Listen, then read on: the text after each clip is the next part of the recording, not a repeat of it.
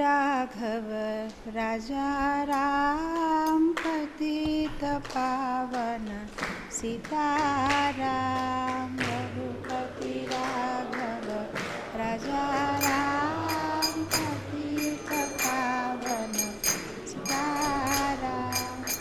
रघुपति राघव राजा राम पतित पावन सीताराम। रघुपति राघव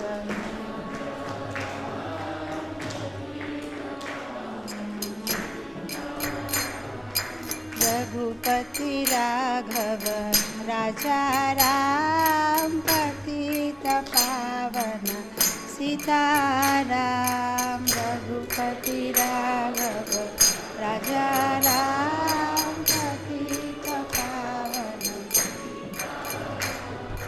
सीताराम। जय सीताराम सीताराम जय सीताराम। सीताराम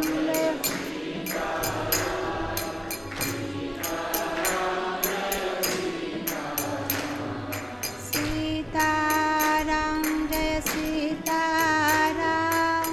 सीताराम जय सीताराम।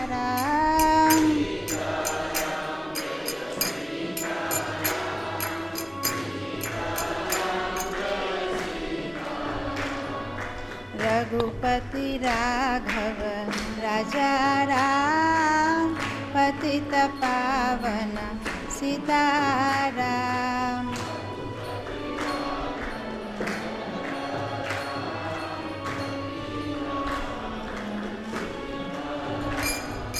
सीताराम जय सीताराम। सीताराम जय सीताराम। सीताराम जय सीताराम।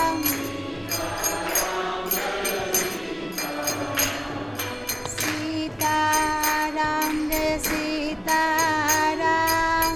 सीताराम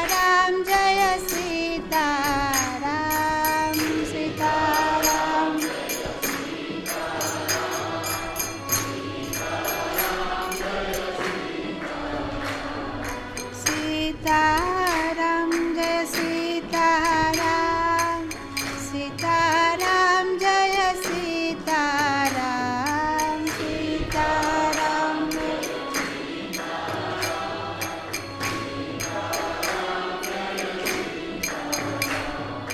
श्री राम जय राम जय जय राम। श्री राम जय राम जय जय राम। श्री राम जय राम जय जय राम। राम जय श्री राम जय राम जय जय राम। श्री राम जय राम जय जय राम। श्री राम जय राम जय जय राम। श्री राम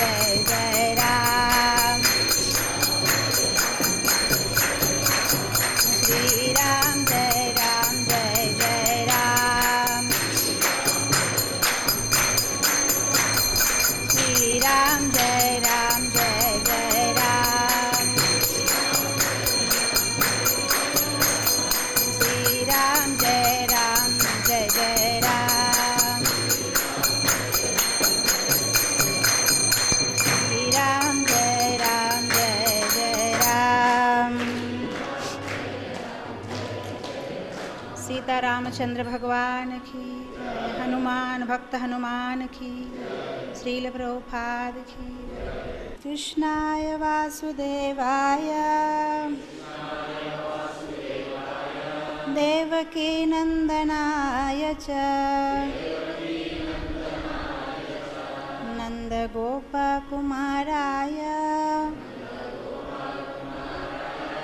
गोविंदाय नमो नमः। नमो पंकजनाभाय नमो पंकजमालिने नमो पंकजनेत्राय नमस्ते पंकजांग्री।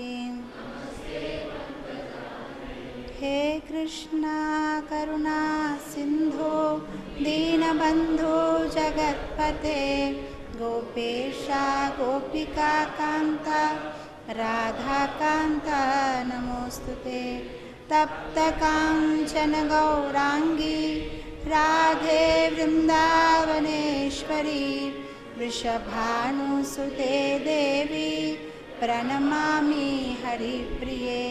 जय श्री कृष्ण चैतन्य प्रभु नित्यानंदा श्री अद्वैता गदाधरा श्रीवासादि गौर भक्त वृंदा। हरे कृष्णा कृष्णा कृष्णा हरे हरे हरे राम राम राम हरे हरे। नमो ओं विष्णुपादाय कृष्णप्रेष्ठाय भूतले श्रीमते भक्तिवेदांता स्वामिनिति नामिने। नमस्ते सरस्वती देवे गौरवाणी प्रचारिणे निर्विशेषा शून्यवादी पाश्चात्य देशतारिणे। ओम अज्ञानातिमिरान्धस्य ज्ञानाञ्जनशलाकया चक्षुरुन्मीलितं येन तस्मै श्रीगुरवे नमः।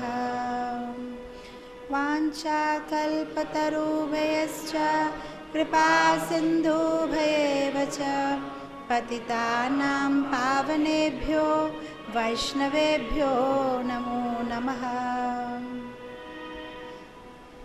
గత కొన్ని ఆదివారాల నుంచి మనము నామరామాయణ్ చర్చిస్తున్నాము. రామాయణం 7 ఖండాల్లో డిస్ట్రిబ్యూట్ అయి ఉంది. అలా శ్రీ నామరామాయణ్ కూడా 7 ఖండాల్లో ఉంది. మనం బాలకాండ కంప్లీట్ చేసాము, అయోధ్యకాండ కూడా కంప్లీట్ చేసాము. ఈరోజు మనము అరణ్యకాండ నుంచి మొదలు పెడదాం. సో నా వెనక రిపీట్ చేయండి. దండకవన జన పావన రామ దుష్ట విరాధ వినాశన రామ. దండకవన జన పావన రామ దుష్ట విరాధ వినాశన రామ. దండకవన జన పవన రామ దుష్ట విరాధ వినాశన రామ. దండకవన జన పవన రామ దుష్ట విరాధ వినాశన రామ. సారభంగ స్తుతికర చిత రామ అగత్య అనుగ్రహ వరధిత రామ. సారభంగ స్తుతికర చిత రామ అగత్య అనుగ్రహ వరధిత రామ. సారభంగ స్తుతికర చిత రామ అగత్య అనుగ్రహ వరధిత రామ. సారభంగ సుత అర్చిత రామ అగత్య అనుగ్రహ వరధిత రామ. రామ రామ జయ రాజా రామ రామ రామ జయ సీతారామ.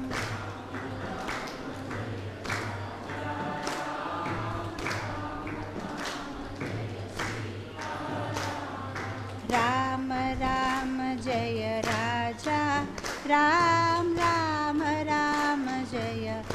सीताराम राम राम जय जय राम राम राम जय सीताराम.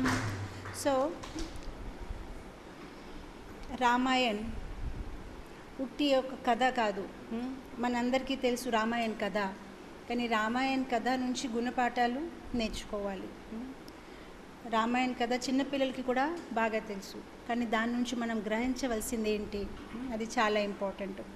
తర్వాత రామాయణం, ఏ రామాయణం చదువుతున్నాము అది ప్రామాణికమైన రామాయణం కాదు, అది కూడా చాలా ఇంపార్టెంట్. తర్వాత ఎక్కడి నుంచి రామాయణం వింటున్నాము, అది సరిగ్గైన సంప్రదాయ నుంచి వస్తుందో లేదో అది కూడా చాలా ఇంపార్టెంట్. ఇప్పుడు మార్కెట్లో చూస్తే చాలా రామాయణ వర్జన్స్ వచ్చి ఉన్నాయి, కానీ ఆథెంటిక్ ప్రామాణిక రామాయణం వాల్మీకి రామాయణం, ప్రామాణిక రామాయణం. వాల్మీకి రాసిన రామాయణం ప్రామాణిక రామాయణం. అలానే కాకభూషణి గరుడుతో రామాయణం మొత్తం రాముడు తాలూకా కథ చెప్తాడు, అది ప్రామాణికం. తర్వాత ఆధ్యాత్మిక రామాయణం మన శివుడు పార్వతితో చెప్తున్నారు, అండ్ ఇదంతా వ్యాసదేవ్ రాసుకున్నారు, ఆధ్యాత్మ రామాయణం. సో వాల్మీకి రామాయణం, ఆధ్యాత్మ రామాయణం, కాకభూషణి రామాయణం. అలానే తమిళనాడులో కంబర్ రామాయణం అందరు బాగా వింటారు. ఆ కంబర్ రామాయణం కూడా ప్రామాణిక రామాయణం. ఎందుకంటే ఎప్పుడైతే ఆ కంబర్ రామాయణాన్ని రాశాడో, శ్రీరంగంలో వెళ్ళి, ఆ శ్రీరంగం గుడి వెనక మీరు వెళ్తే పైన స్టెప్స్ ఉన్నాయి, ఆ పైన మీరు స్టెప్స్ ఎక్కి వెళ్తే అక్కడ నరసింహస్వామి విగ్రహం ఉంది. సో ఆ కంబక్ రామాయణ రాసిన తర్వాత నరసింహస్వామి విగ్రహం దగ్గర రామాయణ పెట్టుకున్నారన్నమాట. పెడితే విగ్రహం నుంచి నరసింహస్వామి మాట్లాడారు, వెల్ డన్, ఒప్పుకుంటున్నాను, నువ్వు రాసింది అన్నీ ప్రామాణికంగా కరెక్ట్గా ఉంది అని ఒప్పుకున్నారనమాట. సో అది కూడా ప్రామాణిక రామాయణం. తర్వాత రామాయణం గురించి మాట్లాడినప్పుడు ప్రతి ఒక్కరికి ఒక క్వశ్చను, తులసి రామాయణం, రామచరిత్ర మానస్. ఇస్కాన్లో రామచరిత్ర మానస్ ఎందుకు పెద్దగా ఇంపార్టెన్స్ ఇవ్వరు. శ్రీల ప్రభుపాదులు తులసీదాస్కి మంచి భక్తుడుగా చెప్పేవారు ఆయన చాలా ప్రవచనంలో, కానీ రామాయణం వచ్చినప్పటికీ ఆయన వాల్మీకి రామాయణే చదవమన్నారు. రామచరిత్ర మానస్కైనా ఆయన వాల్మీకి రామాయణం చదవండి, భక్తులందరూ వాల్మీకి రామాయణం చదవాలని చెప్పారు. సో మనం అది ఫాలో అవుతున్నాము. ఇప్పుడు ఆ కాంట్రవర్సీలో వెళ్తే లాభం లేదు, ఎందుకు ఏంటి అని మన గురుగారు ఎలా చెప్పారు, తప్పకుండా దాని వెనక ఏదో ఒక రీజన్ ఉంటుంది. కొందరు అంటారు దాంట్లో కొన్ని చిన్న మాయావాది ఇది ఉంది అని చెప్తున్నారు. మరి కొన్ని ప్లేసెస్లో మనం చూస్తే శ్రీల ప్రభుపాద రామచరిత్ర మానస్ నుంచి చోపాయి తీసుకొని మాట్లాడుతున్నారు కూడా. కొన్ని లెక్చర్స్ 1968, 70 లెక్చర్స్ మనం అంటే చెప్తున్నారు.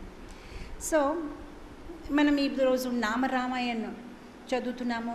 నామరామాయణం ఎవరు రచించారు, ఎవరు రాశారు, ఫస్ట్ క్లాస్లో చెప్పాను, లక్ష్మణాచార్య. తను శ్రీరాముడు ఒక చరిత్ర మొత్తం సంక్షేపంలో చెప్పారు. రామాయణంలో టోటల్ ఎన్ని వర్సెస్ ఉన్నాయి, ఎన్ని శ్లోకాలు ఉన్నాయి, 24,000 వర్సెస్. 24,000 వర్సెస్. ఆ 24,000 వర్సెస్ని ఆయన షార్ట్గానే చెప్పారన్నమాట. సో ఇక్కడ మొదలుపెట్టారు దండక వనజన పావన రామ. సో ఇప్పుడు మనం ఇంతవరకు ఏం విన్నాము, శ్రీరాముడు ఒక బాలకాండం విన్నాము. తర్వాత ఆయన ఎలా ఆయనకి బహిష్కరించడం అయింది, మొత్తం మీద అయోధ్య వదిలేసి మెల్లమెల్లగా ఆయన వన లోపలికి వెళ్ళిపోతున్నారు. సో ఇక్కడ ఎక్కడెక్కడైతే శ్రీరాముడు తన ఒక పాదపద్మాలు పెడుతున్నారో అక్కడ అందరికీ ఆనందంగా ఉందన్నమాట. సో అలా మెల్లమెల్లగా వెళ్తూ ఉంటున్నారు.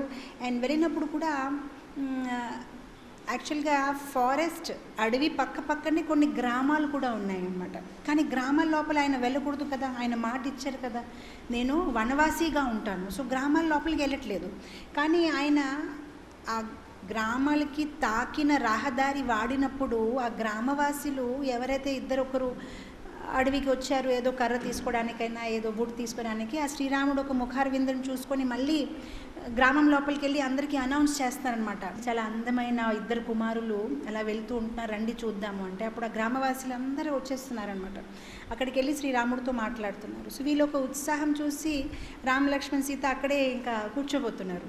కూర్చుంటే వాళ్ళతో మాట్లాడుతున్నారనమాట. అప్పుడు వాళ్ళు వచ్చి అడుగుతున్నారు, మీరు ఎవరు, ఎందుకు ఇక్కడి నుంచి ఇలా వెళ్ళిపోతున్నారు, చూడ్డానికి ఏదో రాకుమారులాగా ఉన్నారు, ఎంత కోమలమైన శరీరము, ఎంత అందంగా ఉన్నారు, ఎక్కడికి వెళ్తున్నారు. సో ఆ గ్రామవాసులు అలా శ్రీరాముడికి అడుగుతూ ఉంటే ఆయన జవాబు చెప్తున్నారు, ఇలా నేను అయోధ్య తాలూకా రాకుమార్, నాకు ఇలా బహిష్కరించడం అయ్యింది. సో ఈ గ్రామవాసులు అందరూ తిట్టుకుంటున్నారనమాట, మీ తల్లికి జాలి వేయలేదా, అలా ఎలా వదిలేశారు మీకు వనంలో, ఎంత చూడ్డానికి మీరు అసలు ఎలా నడగలుగుతున్నారు, అలా ఎలా మీకు వదిలేశారని వాళ్ళందరూ మాట్లాడుకుంటున్నారనమాట. సో ఆ గ్రామంలో ఉన్న లేడీస్ వాళ్ళు సీతామాత దగ్గరికి వెళ్ళి కూర్చుంటున్నారు, సీతామాతతో అడుగుతున్నారనమాట, మీకు అలా ఎందుకు చేశారు ఏంటి అని. సో ఇప్పుడు వాల్మీకి రామాయణంలో వాల్మీకి చాలా చక్కగా చెప్పారు ఈ వృత్తాంతం. ఆయన అంటున్నారు, ఈ గ్రామవాసీలు ఈ లేడీస్ అందరూ సీతామాత దగ్గరికి వెళ్ళి అడుగుతున్నారు, అదంతా సరే కానీ ఈ ఇద్దరు మీకు ఎలా రిలేషన్లో అవుతారు. సో వాల్మీకి అక్కడ చెప్తున్నారనమాట, లేడీస్కి ఫస్ట్ అదే ఇంట్రెస్ట్ అనమాట, అసలు మీ రిలేషన్ ఏంటి కొంచెం చెప్తారా, ఎలా మీకు రిలేటెడ్ అవుతారు, అసలు ఇద్దరిలో మీ భర్త ఎవరు, and because they are so beautiful. So if they know who is the husband, at least the other person they can try how they are related to you, మీకు ఎలా రిలేషన్లో అవుతారు. సో సీతామాత చాలా సిగ్గుపడి మెల్లగా చూపించారనమాట, ఇతను మా భర్త అండ్ ఇతను is my brother in law అనమాట. సో అలా ఈ గ్రామవాసులు చాలా దీనిగా క్వశ్చన్స్ అడుగుతున్నారనమాట. సో ఆ లేడీస్ అంటున్నారు, మేము పెద్దగా ఎడ్యుకేషన్ లేదు, మాకేం చదువు లేదు, మేము ఏదైనా మిస్టేక్గా మాట్లాడుతుంటే మాకు క్షమించండి, మీరు అయోధ్య తాలూకా క్వీన్ కదా, సో మేము ఏదైనా తప్పుగా మాట్లాడితే మాకు క్షమించండి. అండ్ తర్వాత వాళ్ళకి శ్రీరాముడికి లక్ష్మణ్కి చూసినప్పటికి జాలి వేస్తుంది అండ్ ప్రేమం కూడా, వాళ్ళు ఒక అందమైన స్వరూపం చూసేసి ఎలా వాళ్ళని మేము సేవని అందించాలని, సో వాళ్ళు పరిగెత్తి వెళ్ళి ఏదో బావి నీళ్ళు తెచ్చుకోవడమైనా, లేదు వాళ్ళ కోసం ఏదైనా పండ్లు తెచ్చుకోవడమైనా, రకరకాల ఫ్రూట్స్ తెచ్చుకోవడమైనా, కొందరు మళ్ళీ బతమాలడమైనా, ఎలా వెళ్తారు, ఎక్కడికి వెళ్తారు, అడవి లోపల చాలా భయంకరమైన జంతువులు ఉంటారు, మా దగ్గరకు ఉండిపోవచ్చు కదా, మేము ఇక్కడ మా గుడిసెలో ఉండిపోవచ్చు కదా అని ప్రతి ఒక్కరు బతమాలడం అనమాట. సో శ్రీరాముడు వాళ్ళతో మాట్లాడినక్కడ లోపల మాత్రం వెళ్ళలేదు, అక్కడే చెట్టు కింద అలా పడుకొని మళ్ళీ మరుసటి రోజు మళ్ళీ ఇంకా కొంచెం వాకింగ్ చేస్తూ అలా మెల్లమెల్లగా ఆయన వెళ్ళిపోతున్నారనమాట. అండ్ ఎక్కడికి వెళ్ళినా తన దీనాచార్య మాత్రం అతను ఎప్పుడు డిస్టర్బ్ చేయలేదు. అంటే ప్రతిరోజు హోమం చేసేవారు. ఇప్పుడు కలియుగ యుగధర్మం ఏంటి, నామ సంకీర్తన. అలానే త్రేతాయుగ తాలూకా యుగధర్మం ఏంటి, హోమం చేసుకోవడం, యాగం చేసుకోవడం. అలానే ద్వాపరయుగం తాలూకా యుగధర్మం అర్చన, సత్యుగం తపస్య. సో త్రేతాయుగం తాలూకా యుగధర్మము హోమాలు చేయడము. సో అతను చాలా చక్కగా ఎక్కడికి వెళ్ళినా తను హోమము చేయడం మాత్రము మానలేదు. ప్రతిరోజు పొద్దున్న స్నానం చేసిన వెంటనే, లేదు నేను ఈరోజు రాత్రి ఎంత నడిచాము, మేము ఈరోజు ఈవినింగ్ వరకు నడిచాము, మరుసటి రోజు మార్నింగ్ కొంచెం రెస్ట్ తీసుకుంటాము, మనకి చిన్న జన్మాష్టమి రామనవమి ప్రోగ్రాం వచ్చినప్పటికీ మరుసటి రోజు మనకు చదువుకుంటాము, ఎంత టైర్డ్ అయిపోయాం, ఈరోజు ఏంటి జపం చేస్తాము. కానీ వీళ్ళు ఎక్కడున్నా ఏ సిచ్యువేషన్లో ఉన్నా కూడా శ్రీరాముడు తన దినాచార్య ఏదైతే యుగధర్మం ఎప్పటికీ మానలేదు. పొద్దున లేచిన వెంటనే, స్నానం చేసిన వెంటనే మనం ఏం చేస్తాం, పొద్దున లేచిన వెంటనే మనము చదువుతాము కలియుగ పురాణం. ఏంటది, న్యూస్ పేపర్, ఇంకేంటి కలియుగ పురాణం, వెంటనే మనం కూడా చదువుతాము కలియుగ పురాణం. కానీ వీళ్ళు ఏం చదువుతున్నారు, శాస్త్రాలు చదువుకొని చక్కగా హోమాలు చేసుకొని. శ్రీల ప్రభుపాదుల వారు ఆయన ఎంత ఏజ్ ఉన్నప్పుడు కూడా ఆయన జపం మాత్రం ఆయన ఎప్పుడు మానలేదు, ఎప్పుడు చక్కగా ఆయన జపాలైనా చేసుకునేవారనమాట. ఇస్కాన్ మూమెంట్ మొదలైన ముందు శ్రీల ప్రభుపాద వాళ్ళు 64 మాలా జపం చేసేవారు, 64 రౌండ్స్ ప్రతిరోజు. ఇస్కాన్ మొదలైన తర్వాత ఆయనకి సేవ ఎక్కువ అవడం వల్ల మెల్లమెల్లగా అది 25కి వచ్చేసింది. సో ఎప్పుడైతే మన ఇస్కాన్ సంస్థ అనేది మొదలైంది, శ్రీల ప్రభుపాద అందరికీ చెప్పారు 25 రౌండ్స్ మాత్రం కంప్లీట్ చేయాలి. కానీ ఏమైందంటే ఈ విదేశీ భక్తులు వాళ్ళకి కృష్ణ అని చెప్పడమే రాలేదు, వాళ్ళకి చాలా కఠినం, జీవితంలో ఎప్పుడూ కృష్ణ అని వినలేదు వాళ్ళు.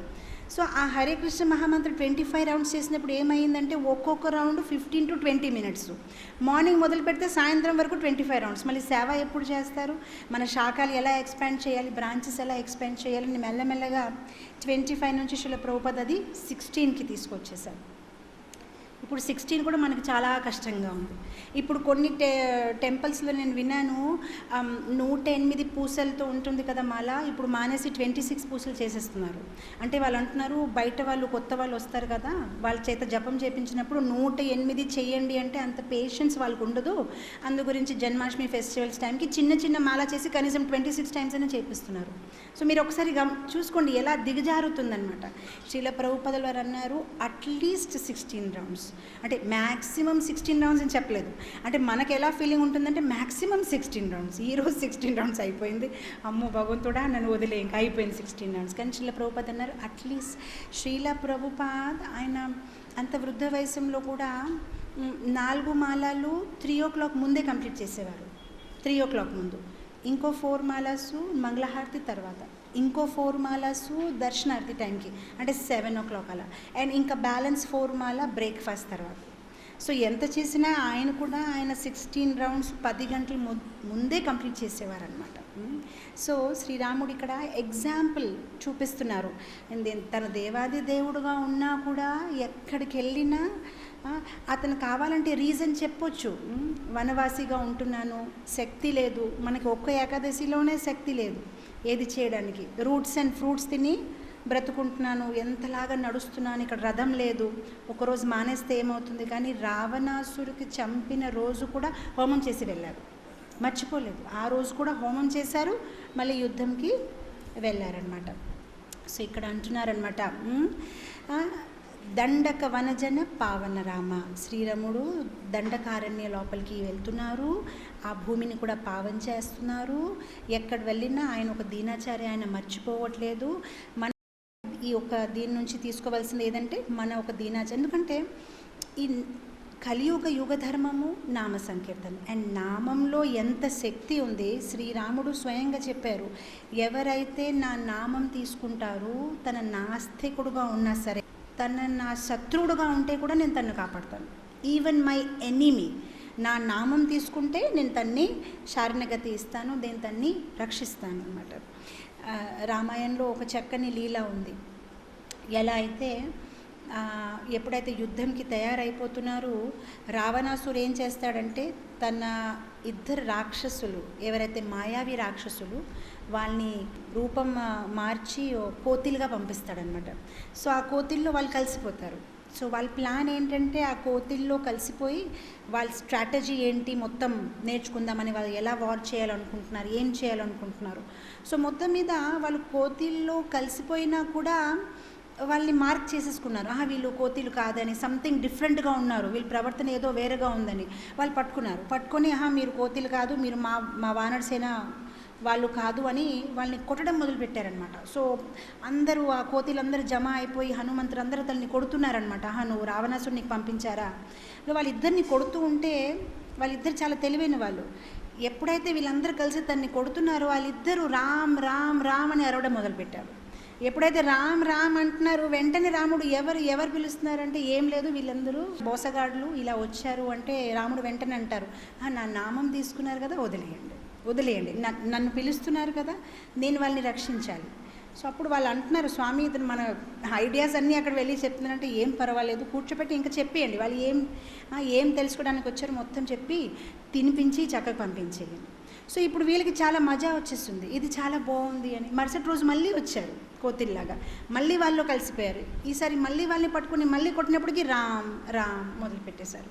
సో వాళ్ళకి చాలా ఆనందంగా ఉంది. రోజు వస్తారు, ఏమవుతే రామ్ చెప్తే సరిపోతుంది, శ్రీరాముడు కాపాడతారనమాట. సో మీరు ఒక్కసారి గమనించండి, ఎవరైతే శత్రువు వాళ్ళు కూడా శ్రీరామనామం చెప్పినప్పటికీ భగవంతుడు కాపాడుతున్నారు. అలాంటప్పుడు భక్తుడికి ఎందుకు కాపాడడు?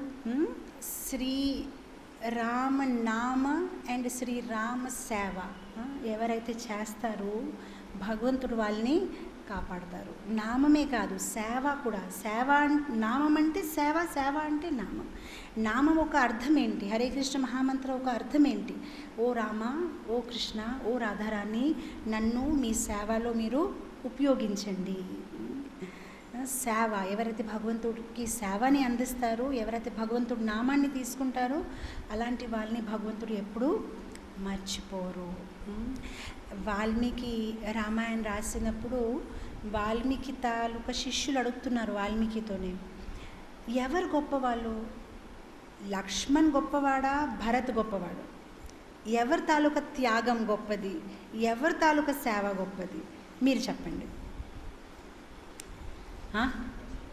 లక్ష్మణ్ గొప్పవాడు. ఏ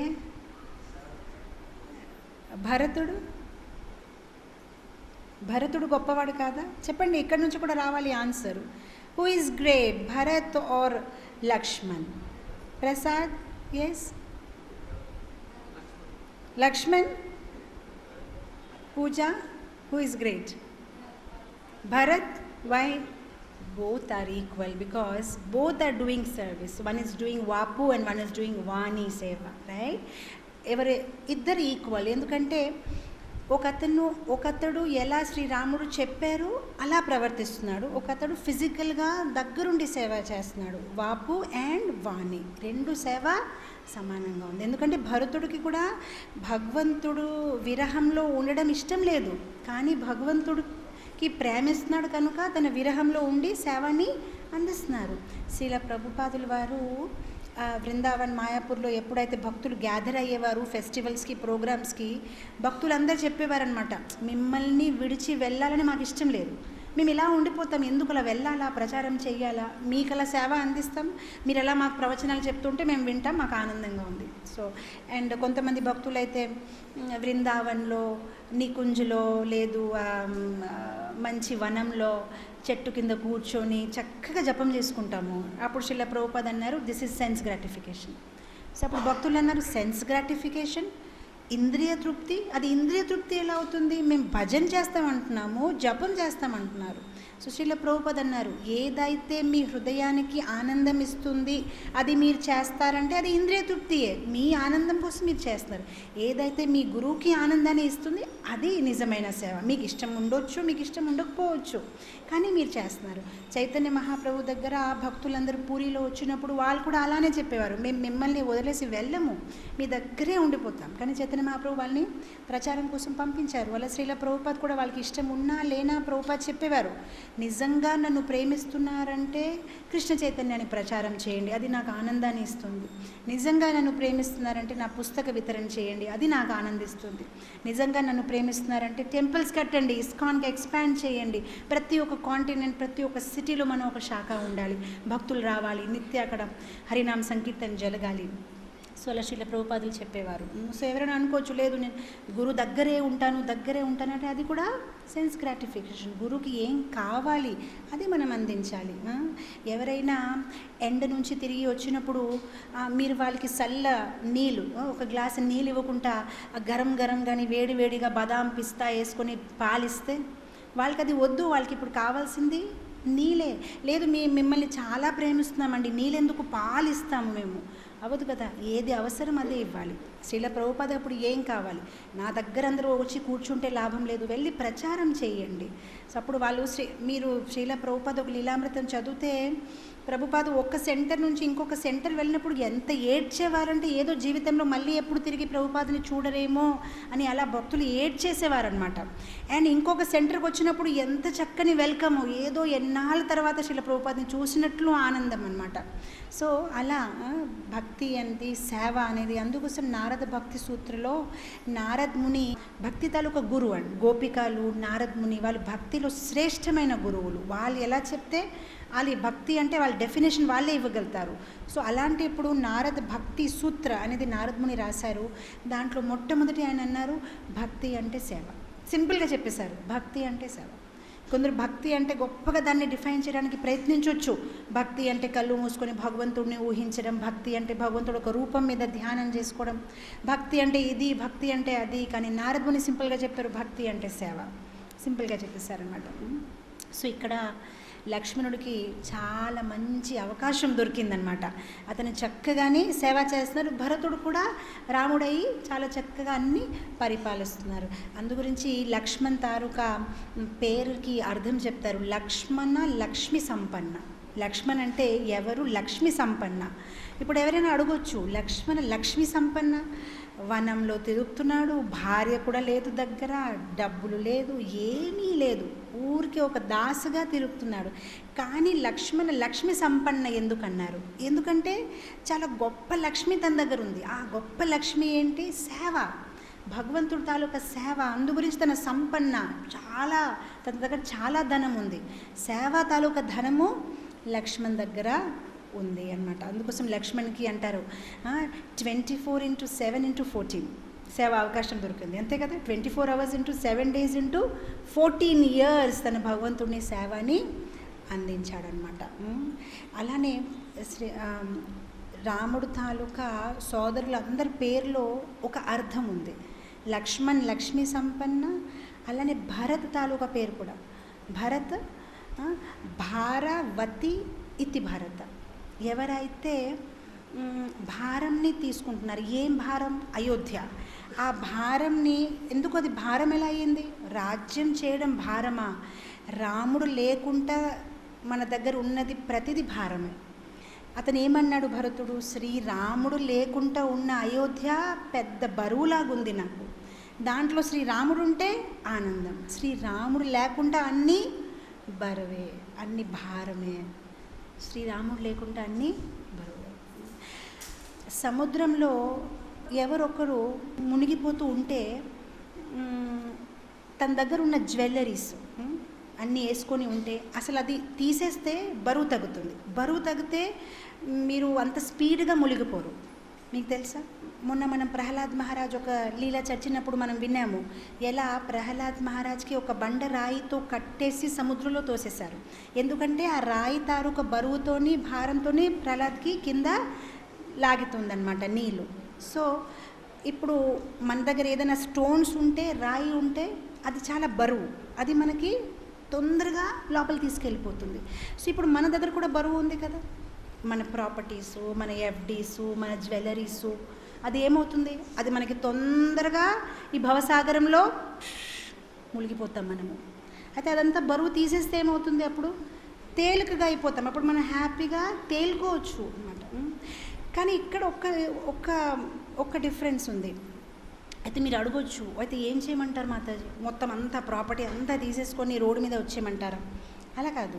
మీరు రామాయణం సరిగ్గా విని ఉంటే, ఏ రాయి పైన శ్రీరాముడు నామం ఉంటే అది తేలుతుంది. సో మీ దగ్గర ఉన్న ఐశ్వర్యము, మీ దగ్గర ఉన్న సంపత్తి పైన రాముడు నామం రాసేసుకుంటే అప్పుడు అది బరువు కాదు, తేలికగా తయారవుతుంది. మన ప్రతి ఒక్క అయితే శ్రీరాముడు పేరు ఎలా రాయాలి? మన సంపత్తి మీద, మన ఐశ్వర్యం, మన దగ్గర ఉన్న ధనం మీద శ్రీరాముడు పేరు ఎలా రాస్తాం? శ్రీరాముడు సేవలో అది వినియోగిస్తే దానిపైన శ్రీరాముడు పేరు ముద్రించబడింది. అప్పుడు ఇంక ఎంత పెంచుకున్నా పర్వాలేదు.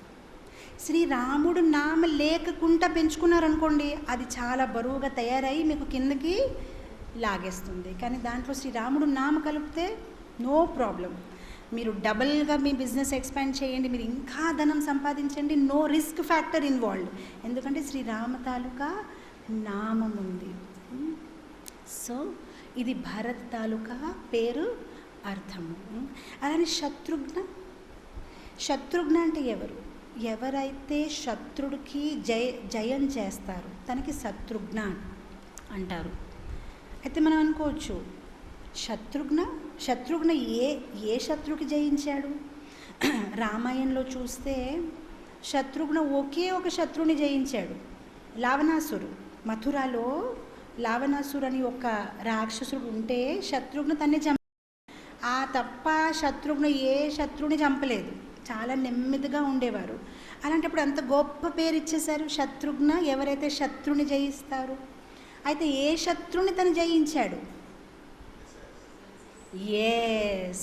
ఏ శత్రుని జయించాడు? తన కోరికలు, తన అహంకారము, కామ, క్రోధ, మోహ, మద, మత్సర్య. అది మన శాశ్వతమైన శత్రువులు. వాళ్ళు ఎప్పుడు మనతోనే ఉంటారు, మన లోపలే ఉంటారు. అలాంటి శత్రువుల్ని తను జయించాడనమాట. శత్రువుని he had no ego. He was servant of the lord. డైరెక్ట్గా భగవంతుని సేవ అందించలేదు. ఎవరైతే భగవంతుని సేవని అందిస్తారో తన్ని శత్రుఘ్న సేవ అందించారు. అలానే శ్రీరాముడు తాలూకా పేరు అర్థం ఏంటి? ఎవరైతే అందరినీ ఆనందాన్ని ఇస్తారు తనకి రాముడు అంటారు.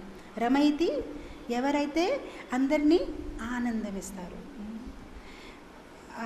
ఒక స్వామీజీ శ్రీరాముడు తాలూకా కృపని ఒక కొలాయితో పోల్చుకున్నారు. మనం కొలాయి తీస్తే చాలా స్పీడ్గా నీళ్ళు వచ్చేస్తూ ఉంటుంది. సో ఆయన అన్నారు, శ్రీరాముడు ఒక నామము ఎలా ఉందంటే, ఆయన నామము శ్రీరామ్ అనినప్పటికీ ఆ కొలాయిలో నీళ్ళు ఎంత స్పీడ్గా వచ్చేస్తుంది, అంత రాముడు తాలూకా కృప మన మీద పడుతుందన్నమాట, అంత స్పీడ్గానే. అయితే తను అన్నాడు, శ్రీరాముడైతే కొలాయిలో స్పీడ్గా వచ్చిన నీళ్ళు, కానీ శ్రీరాముడు తాలూకా శుద్ధ భక్తులు ఎప్పుడైతే శ్రీరాముడు కథ చెప్తారో కొలాయి నుంచి తేనె వచ్చేస్తూ ఉంటే స్పీడ్లో ఎలా ఉంది అలా ఉంటుందన్నమాట.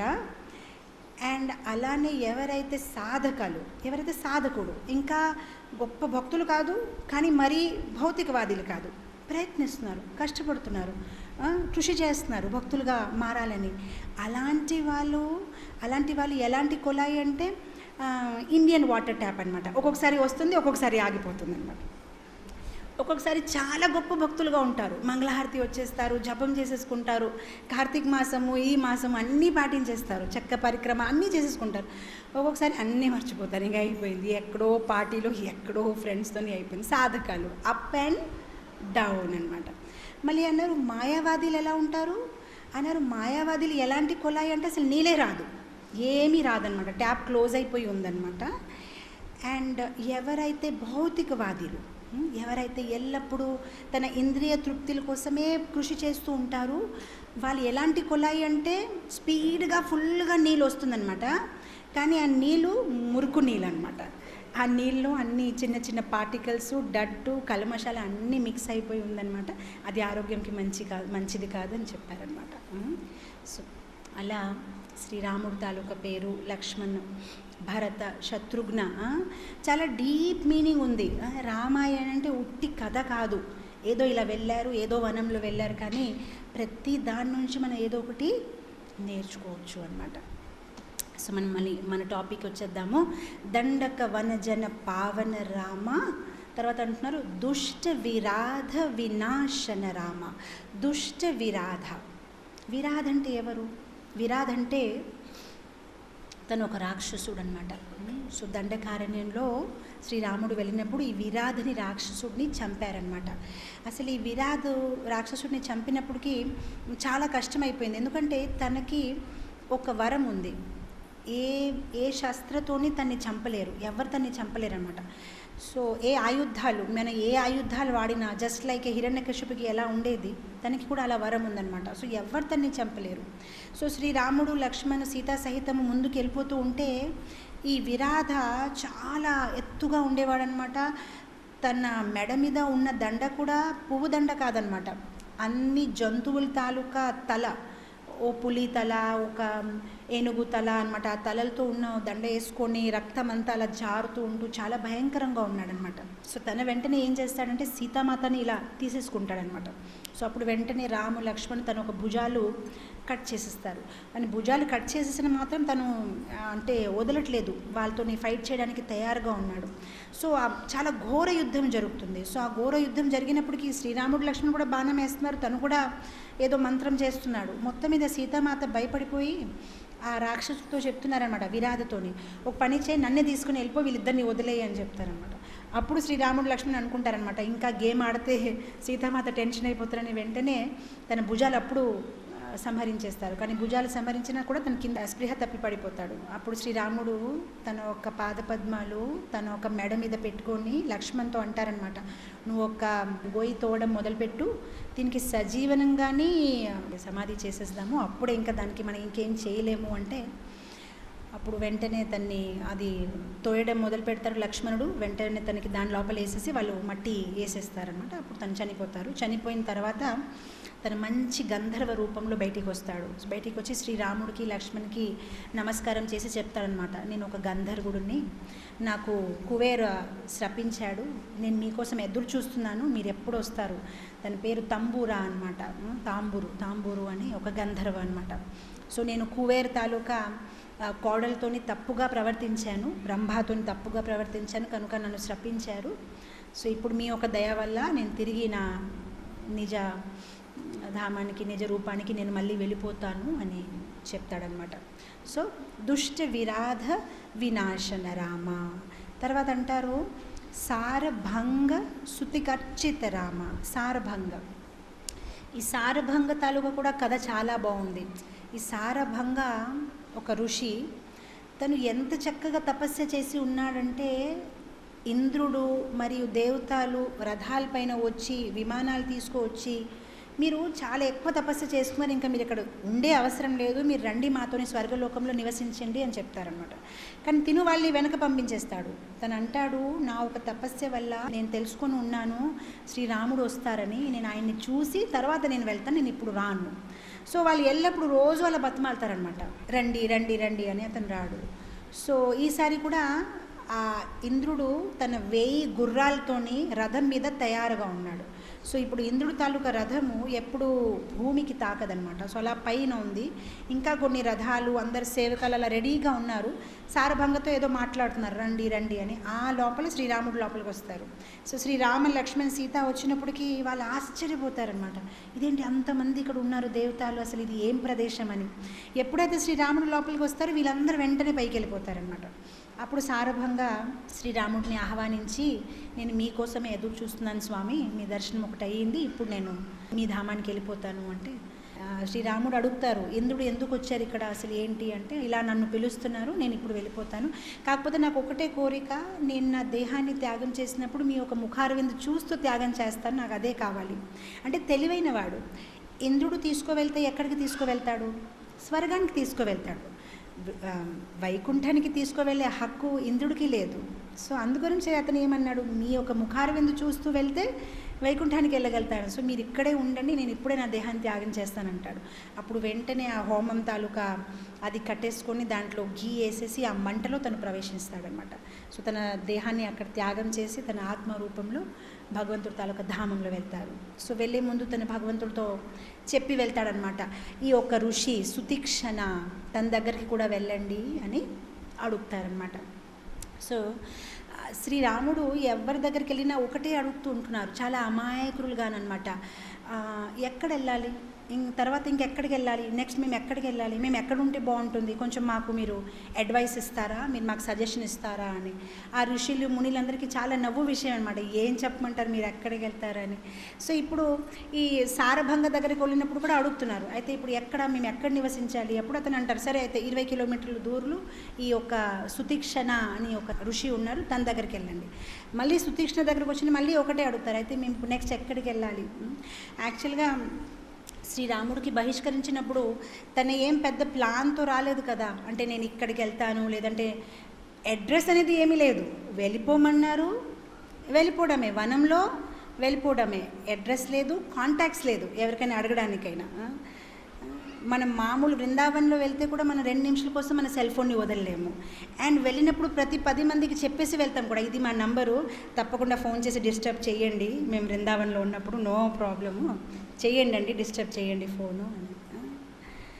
మనం ఒక్క నిమిషం కూడా ఉండలేము. మనకి ఆల్వేస్ నేను ఆ స్టోరీ చెప్తూ ఉంటాను కదా, ఒక అతను మున్సిపాలిటీలో పనిచేసేవాడు అనమాట. ఎప్పుడు ఆ చెత్త డబ్బాలు తీసుకొని లారీల్లో వేయడము అదే తన పని అనమాట. అయితే ఒకరోజు చాలా డబ్బులు సేవ్ చేసుకొని హైదరాబాద్ వెళ్ళాడనమాట. చార్మినార్ చూసుకున్నాడనమాట. అక్కడ నుంచి అత్తర్ బజార్, అక్కడ మంచి పర్ఫ్యూమ్స్ సేల్ చేస్తారనమాట. అత్తర్ బజార్కి వెళ్ళాడనమాట. అత్తర్ బజార్కి వెళ్ళినప్పటికీ ఆ స్పృహ తప్పి అక్కడ పడిపోయాడనమాట. అందరూ వచ్చి నీళ్ళు జల్లితే కూడా అతనికి ఇంకా మెలకు రావట్లేదనమాట. ఏం చేయాలంటే అప్పుడు స్నేహితుడు అంటాడనమాట, అతను ఎప్పుడు ఆ చెత్త డబ్బా దగ్గర పని చేస్తాడు కదా, ఇలాంటి మంచి వాసన అంటే తను భరించలేడు. వెంటనే తన సాక్స్ తీసేసి ఇలా నాసిక దగ్గర పెడితే అతను వెంటనే ఇప్పుడు నాకు బాగుంది అని అనుకుంటాడనమాట. సో మనకి అలా అలవాటు అయిపోయింది, ఎల్లప్పుడూ రామకథ కృష్ణకథ అంటే మనకి మధ్యలో కొంచెం చెత్త కావాలి, అప్పుడు మనకి హ్యాపీ. నేను చాలామంది చూస్తాను, ఇటు క్లాస్ వింటూ ఉంటే కూడా సెల్ ఫోన్లో ఏదో చెక్ చేస్తూ ఉంటాను. అంటే అంత ప్యూర్గా రామాయణం వినలేము, కొంచెం చెత్త మధ్యలో అంటే ఇప్పుడు ఐఎమ్ సేఫ్ అని అనుకుంటారు. అరే ఎంత మీరు president of India, prime minister of India కూడా అంత బిజీ ఉండరు. వీక్లీ వస్తారు 1 డే, ఆ 1 డేలో కూడా క్లాస్ ఎంతసేపు ఉంటుంది, 1.5 అవర్, మ్యాక్సిమం 2 అవర్స్. ఆ 2 అవర్స్లో కూడా ఎంత బిజీ పర్సన్, ఆ సెల్ ఫోన్ ఎన్నో కాల్స్ వచ్చేస్తాయేమో. That is insult to Srimad Bhagavatam, that is a insult to Ramayanam. అసలు ఇలా మనము టెంపుల్కి వచ్చినప్పుడు అక్కడ మన లెగ్ వేసినప్పుడు వెంటనే ఫస్ట్ ఫోన్ స్విచ్ ఆఫ్ చేసేసుకోవాలి. ఏమవ్వదు, మీ 2 అవర్స్ స్విచ్ ఆఫ్ అయిపోతే ఈ భూమి అంతా కదలడము, ప్రళయం ఏమీ రాదు. అది నేను గ్యారంటీ, డోంట్ వరీ. వచ్చినప్పుడు మీరేం హెల్ప్ చేయలేరు. ఎందుకు, మీకు అంత ఎమర్జెన్సీ ఏంటి? స్విచ్ ఆఫ్ చేసేసి హ్యాపీగా భగవంతుడు హారతి కీర్తన అయిన తర్వాత స్విచ్ ఆన్ చేసుకోవడం. ఎందుకు దానిపైన అంత ఆసక్తి? అంతసేపులోనే, ఆ 1 గంటలోనే ఎవరైనా మెసేజ్ పంపించేస్తాడో, ఎవరైనా ఫేస్బుక్లో అప్డేట్, వాట్సాప్లో అప్డేట్ అయిపోయిందేమో. ఎందుకలా? అంతా ఇట్స్ ఏ అఫెన్స్. అండ్ ఎప్పుడైతే మనం అలా అఫెన్స్ చేస్తామో ఏది బుర్రకు ఎక్కదు. అప్పుడు మీరు అనుకోవచ్చు, ఎందుకు ఎక్కట్లేదు, మీరు ఏం చెప్పినా మాకు అర్థమవుతుందని. చక్కగా అర్థమైనా మీరు దాన్ని జీవితంలో పాటించలేరు. ఎందుకంటే అది మీ హృదయానికి తాకలేదు, మీరు హృదయం దాంట్లో పెట్టలేదు. ఊరికి మీ చెవులతో వినేసి వెళ్ళిపోయారు. లాభం ఏంటి? హృదయాన్ని తాకాలంటే కంప్లీట్గా ఫోకస్ దాని మీద ఉండాలి. బయట ప్రపంచంతో కనెక్షన్స్ ఇంకా కంప్లీట్గా ఆఫ్ చేసేయాలి. అప్పుడు పరిశుభ్రమైన. ఎందుకు మనము క్లాస్ మొదలుపెట్టిన ముందు కీర్తన ఎందుకు చేస్తాము? ఎందుకు కీర్తన చేయాలి? ఇంతవరకు కీర్తన చేయాలి. ఎందుకు కీర్తన చేస్తున్నారు? ఎందుకంటే కీర్తన చేసినప్పుడు హృదయం పరిశుభ్రమై మన హృదయం భగవంతుడి తాలూకా లీల వినడానికి తయారవుతుంది. మీరు ఎక్కడికి వెళ్ళినా భగవంతుడి లీల ముందు కీర్తన చేస్తారు. డైరెక్ట్గా లీల అనేది మొదలు పెట్టారు. ఎందుకంటే మనం రెడీ లేము, ఇప్పుడే బయట ప్రపంచం నుంచి వచ్చాము. ఆ హోర్డింగ్లు చూసుకొని, ఆ భౌతిక ప్రపంచం అన్నీ ఏదో కార్లో అంతమందిని చూసుకొని, భౌతిక విషయాలు వినేసి, కలియుగ పురాణ చదివేసి, సండే కదా ఇంకా గంటల కలియుగ పురాణం వినేసి చదివేసి, టీవీలు చూసుకొని, న్యూస్ చూసుకొని, ఇతను ఏం చేశారు, అతను ఏం చేశారు, రిలేటివ్స్ మాట్లాడుకు అలా ఎంటర్ అవుతారు. అప్పుడు వెంటనే కథ వినాలంటే చాలా కష్టం. కొంతసేపు కీర్తన చేసి హృదయాన్ని పరిశుభ్రం చేసి ఒక మంచి మోడ్లో తీసుకొస్తాం. ఓకే, ఇప్పుడు యాక్సెప్టేబుల్, ఇప్పుడు వింటాం. చాలా జాగ్రత్త. చాలామంది క్లాస్ మధ్యలో వెళ్ళిపోతారు, వింటారు, ఏదో ఫోన్లో మాట్లాడతారు, ఏదో వాళ్ళు మాట్లాడలేకపోతే అన్నీ ఆగిపోతాయేమో అని. No, it's an offence. And మనం భాగవతంకి ఈ వ్యాసపీఠం ఇది మామూలు కాదు. ఎవరైతే ఇక్కడ కూర్చొని మాట్లాడుతున్నారో సరిగ్గైన గౌరవం మనం ఇవ్వాలి. ఎప్పుడైతే మనం ఇలా గౌరవం ఇవ్వమో అది మన తలకి ఎక్కదు కూడా. మనకి ఎప్పుడు ప్యూర్ భక్తి అనేది రాదు. సెల్ ఫోన్స్ చూడడము, లేదంటే ఫిజికల్గా ప్రజెంట్ ఉండడం, మెంటల్గా యాబ్సెంట్ ఉండడము. చాలామంది అలా కళ్ళు తీసుకొని కూడా పడుకుంటారు. మనకు అనిపిస్తుంది వింటున్నారు, కానీ అసలు ఏమీ వినట్లేదు, అలా చూస్తూనే ఉండిపోతారు. అంతే, ఏదో లోపల ఆలోచిస్తారు. అది కూడా అఫెన్స్, మెంటల్ అఫెన్స్. లేచి వెళ్ళిపోతారు, ఫిజికల్ అఫెన్స్. అలా ఉంటారు కానీ ఏమి వినరు, అది మెంటల్ అఫెన్స్. భాగవతం పట్ల ఫిజికల్ అయినా, మెంటల్ అయినా, మానసికంగా అయినా, శారీరకంగా అయినా ఎటువంటి అపరాధం మనము చేసుకోకూడదు. సో ఇక్కడ శ్రీరాముడికి ఫోన్ లేదు, జీపీఎస్ లేదు, తెలియదు ఎక్కడికి వెళ్తున్నారు, ఏమవుతుంది. సో ప్రతి ఒక్కరి దగ్గరికి వెళ్ళి అడుగుతున్నారనమాట. ఎక్కడ వెళ్ళమంటారు, ఇంకెక్కడికి వెళ్ళాలి, ఈ లోపలికి వెళ్ళిపోవచ్చా, రైట్కి వెళ్ళాలా, లెఫ్ట్కి వెళ్ళాలా. దండకారణ్య ఫారెస్ట్కి వెళ్ళే ముందు శ్రీరాముడు వాల్మీకి తాలూకు ఆశ్రమానికి వెళ్ళారు. సో వాల్మీకి ఆశ్రమానికి వెళ్ళినప్పుడు వాల్మీకితో అడుగుతున్నారనమాట. అయితే ఇప్పుడు ఎక్కడికి వెళ్ళమంటారు, ఇక్కడ నుంచి మేము ఎక్కడ వెళ్తే బాగుంటుంది, మా గుడిసెని ఎక్కడ కడితే బాగుంటుంది అని వాల్మీకిని అడిగితే చాలా చక్కగా అక్కడ వివరించారు. వాల్మీకి చిరునవ్వు నవ్వుతూ చెప్తున్నారు, మీరు ఎక్కడ ఉండాలని నేను చెప్పాలా, మీరు ఎక్కడ లేరు అని చెప్పండి, మీరు ఎక్కడ లేరు అని చెప్పండి, మీరు ప్రతి చోట్లో ఉన్నారు, మీరు ఎక్కడ ఉంటారు స్వామి, అది నేను మీకు చెప్పడం ఏంటి, మీరు ఎక్కడ ఉండాలి, ప్రతి చోట్లో మీరు ఉన్నారు, మీరు ఎక్కడ లేరు అని చెప్పండి. అయితే శ్రీరాముడు ఏమి జవాబు ఇవ్వట్లేదు, స్మైల్గా చెప్తున్నారనమాట. అదంతా సరే, కానీ ఈ లీలను నాకు చెప్పు, ఇది నా లీల, ఈ లీలలో నువ్వు చెప్పు, నేను ఎక్కడికి వెళ్ళాలి, ఇప్పుడు నేను ఎక్కడికి ఉండాలి. అయితే అప్పుడు వాల్మీకి చాలా చక్కగా 14 చోట్లు చెప్పారనమాట శ్రీరాముడికి, మీరు అక్కడికి వెళ్ళండి అని. సో వాల్మీకి నవ్వుతూ చెప్తున్నారు, స్వామి నాకు అడుగుతున్నారు కదా, మీరు సీతా సమేత లక్ష్మణ్ సహిత ఎక్కడికి వెళ్ళాలి నేను చెప్తాను. అతను అంటాడు, ఎవరి తాలూకా చెవులు సముద్రంలాగా ఉన్నాయి. సో ఇప్పుడు చెవులు సముద్రంలాగా ఉన్నాయంటే, సముద్రంలో రకరకాల నదీలు వస్తూ ఉంటాయి, కలిసిపోతూ ఉంటాయి. కలిసిపోయినా కూడా సముద్రం ఎప్పుడైనా ఇంకా ఆగండి, నాకు ప్లేస్ లేదు, ఇంకా ఇనఫ్ అయిపోయిందని చెప్పదు కదా. ఎంత వచ్చినా ఓకే. అలానే ఎవరైతే స్వామి మీ లీలలు సముద్ర లాంటి చెవులు పెట్టుకొని వింటారు, అంటే ఎంత లీల చెప్పినా ఇంకా వింటాము, ఇంకా కావాలి, ఇంకా వినాలని అనిపిస్తుంది. అలా ఎవరైతే శ్రవణం చేస్తారు, అలా శ్రవణం చేసిన వాళ్ళ హృదయంలో మీరు నివసించండి. అర్థమవుతుందా? 14 ప్లేసెస్ చెప్తున్నారు, ఎక్కడెక్కడ శ్రీరాముడు సీత లక్ష్మణ్ సహిత ఉండొచ్చు. అయితే ఎవరైతే సముద్రలాగా చెవులు పెట్టుకొని శ్రవణం చేస్తున్నారు అలాంటి వాళ్ళు హృదయంలో వెళ్ళి నివసించండి. ఎవరైతే ఎల్లప్పుడూ మీ లీలలు విని కూడా సంతోషం లేదు, ఇంకా వినాలి, నాకు ఇంకా కావాలి, నేను ఇంకా వింటాను. తర్వాత అంటారు, ఎవరైతే వాళ్ళొక్క నాసికతోని మీకు నైవేద్యం పెట్టిన భోజనం ఒక వాసనం, లేదంటే మీకు అర్పణం చేసిన పువ్వులు ఒక వాసనం చూసుకుంటారు, అలాంటి వాళ్ళ హృదయంలో వెళ్ళి నివసించండి. ఎవరైతే వాళ్ళ కళ్ళుతోని మీ యొక్క రూపాన్ని ఎల్లప్పుడూ చూస్తూ ఉంటారు అలాంటి వాళ్ళు హృదయంలో వెళ్ళి నివసించండి. ఎవరైతే వాళ్ళ కాళ్ళతోని ఎల్లప్పుడూ తీర్థస్థానానికి వెళ్ళడానికి ఎదురు చూస్తూ ఉంటారు, నేను ఎప్పుడు వృందావనం వెళ్ళిపోవాలి, నేను ఎప్పుడు మాయాపూర్కి వెళ్ళిపోవాలి, ఎల్లప్పుడు తీర్థస్థానాలకి వెళ్ళాలని అనుకుంటారు, వాళ్ళ కాళ్ళని దాని కోసం ఉపయోగిస్తారు, అలాంటి వాళ్ళు హృదయంలో వెళ్ళి మీరు నివసించండి అంటారనమాట. అండ్ తర్వాత అంటారు, ఎవరైతే మీకు తప్ప ఇంక ఏమీ కోరుకుంటలేరు అలాంటి వాళ్ళ హృదయంలో వెళ్ళి నివసించండి. ఎవరైతే తన భుజాలతోని మీకు సేవని అందిస్తున్నారు అలాంటి వాళ్ళ హృదయంలో నివసించండి. ఎవరైతే నాలుకతోని హరికథ చెప్తున్నారు, ఎల్లప్పుడు మీ లీల గురించి మాట్లాడుతూ ఉంటారు అలాంటి భక్తులు ఒక హృదయంలో నివసించండి.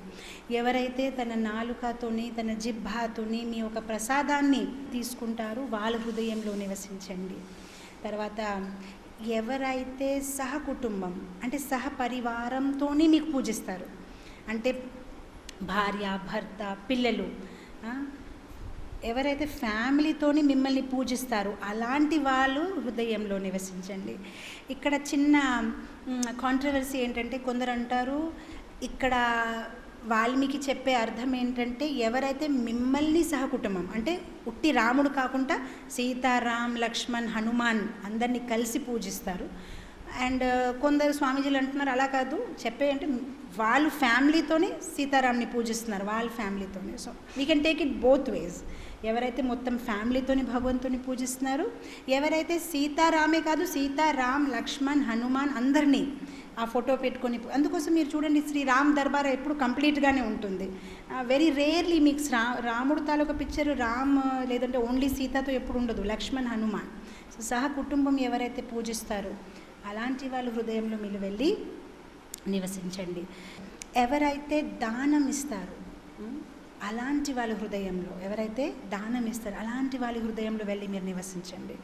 తర్వాత అంటారు, ఎవరైతే ఆవుల్ని రక్షిస్తారు అలాంటి వాళ్ళ హృదయంలో వెళ్ళి నివసించండి.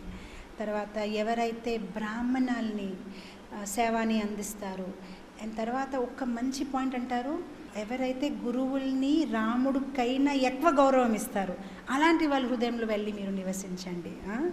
అలా చాలా చక్కని పాయింట్స్ చెప్తారనమాట. శ్రీరాముడితో నవ్వి నవ్వి అంటున్నారన్నమాట, మీరు ప్రతి చోట్ల ఉంటారు, నన్ను అడిగారు కనుక నేను చెప్తున్నాను, మీరు ఎక్కడ వెళ్ళి these points are good for us to also understand what is our level of devotion. And is that ఎవరైతే మిమ్మల్ని ప్రతి జీవిలో చూస్తారు, ఎవరికైతే ప్రతి చోట్ల మీరే కనిపిస్తున్నారు, అండ్ ఎవరైతే సుఖంలో దుఃఖంలో సమానంగా ఉంటారు, మాన్ అప్మాన్, ఎవరైనా గౌరవం ఇచ్చారు సేమ్గా ఉంటారు, ఎవరైనా ఇన్సల్ట్ చేశారు అవమానించారు కానీ సమభావంలో ఉంటారు, అలాంటి వాళ్ళ హృదయంలో వెళ్ళి మీరు నివసించండి.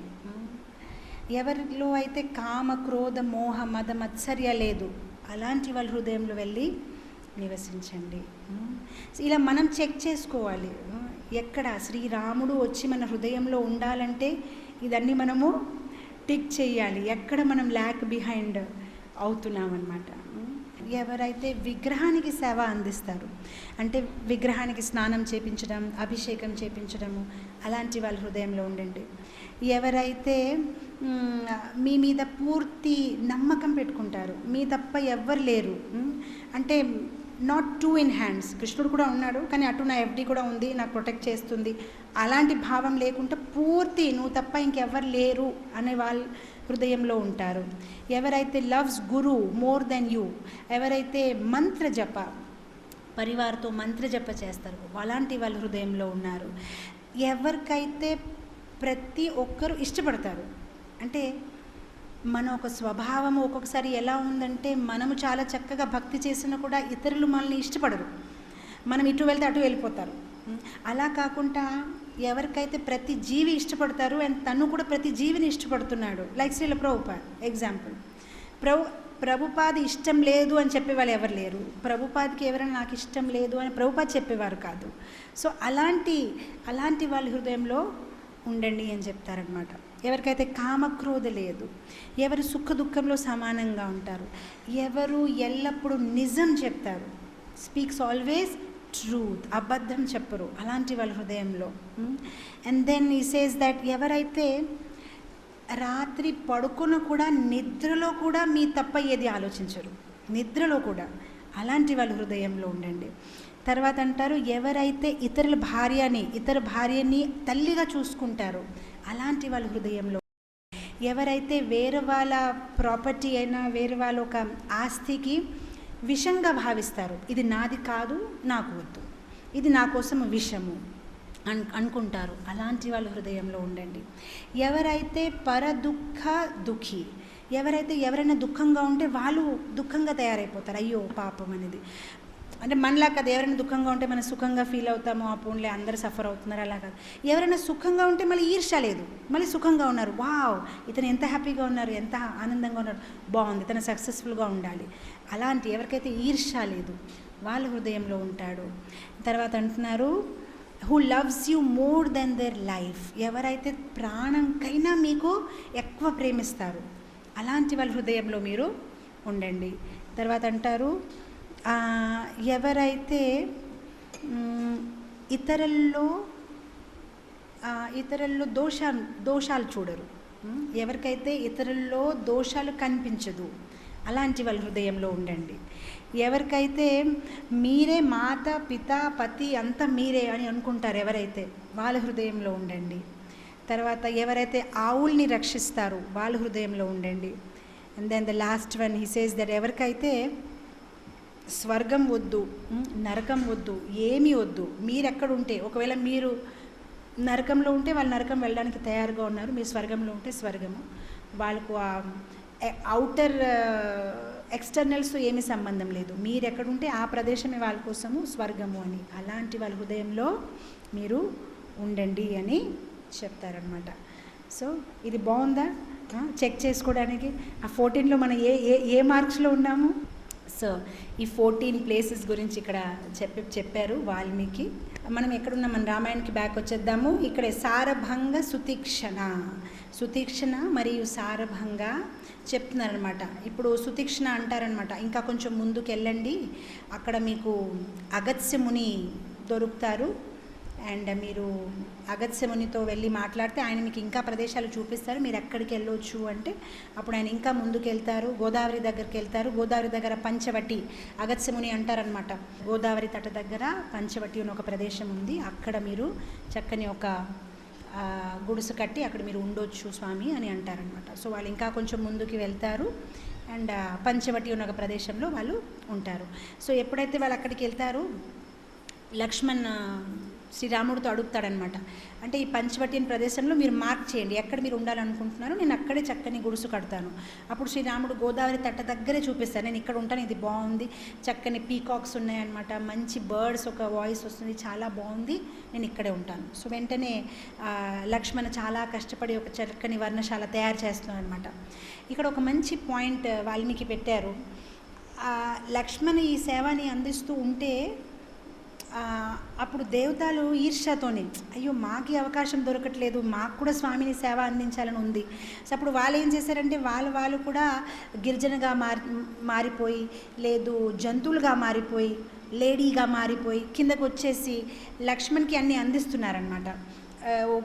మేబీ ఒక గడ్డి అయినా లేదు ఒక కర్ర అయినా వాళ్ళు మెల్లగా వెళ్ళి అలా లక్ష్మణ్కి ఇవ్వడం అనమాట. సో ప్రతి ఒక్కరూ భగవంతుడికి ఎలా సేవని అందించాలి.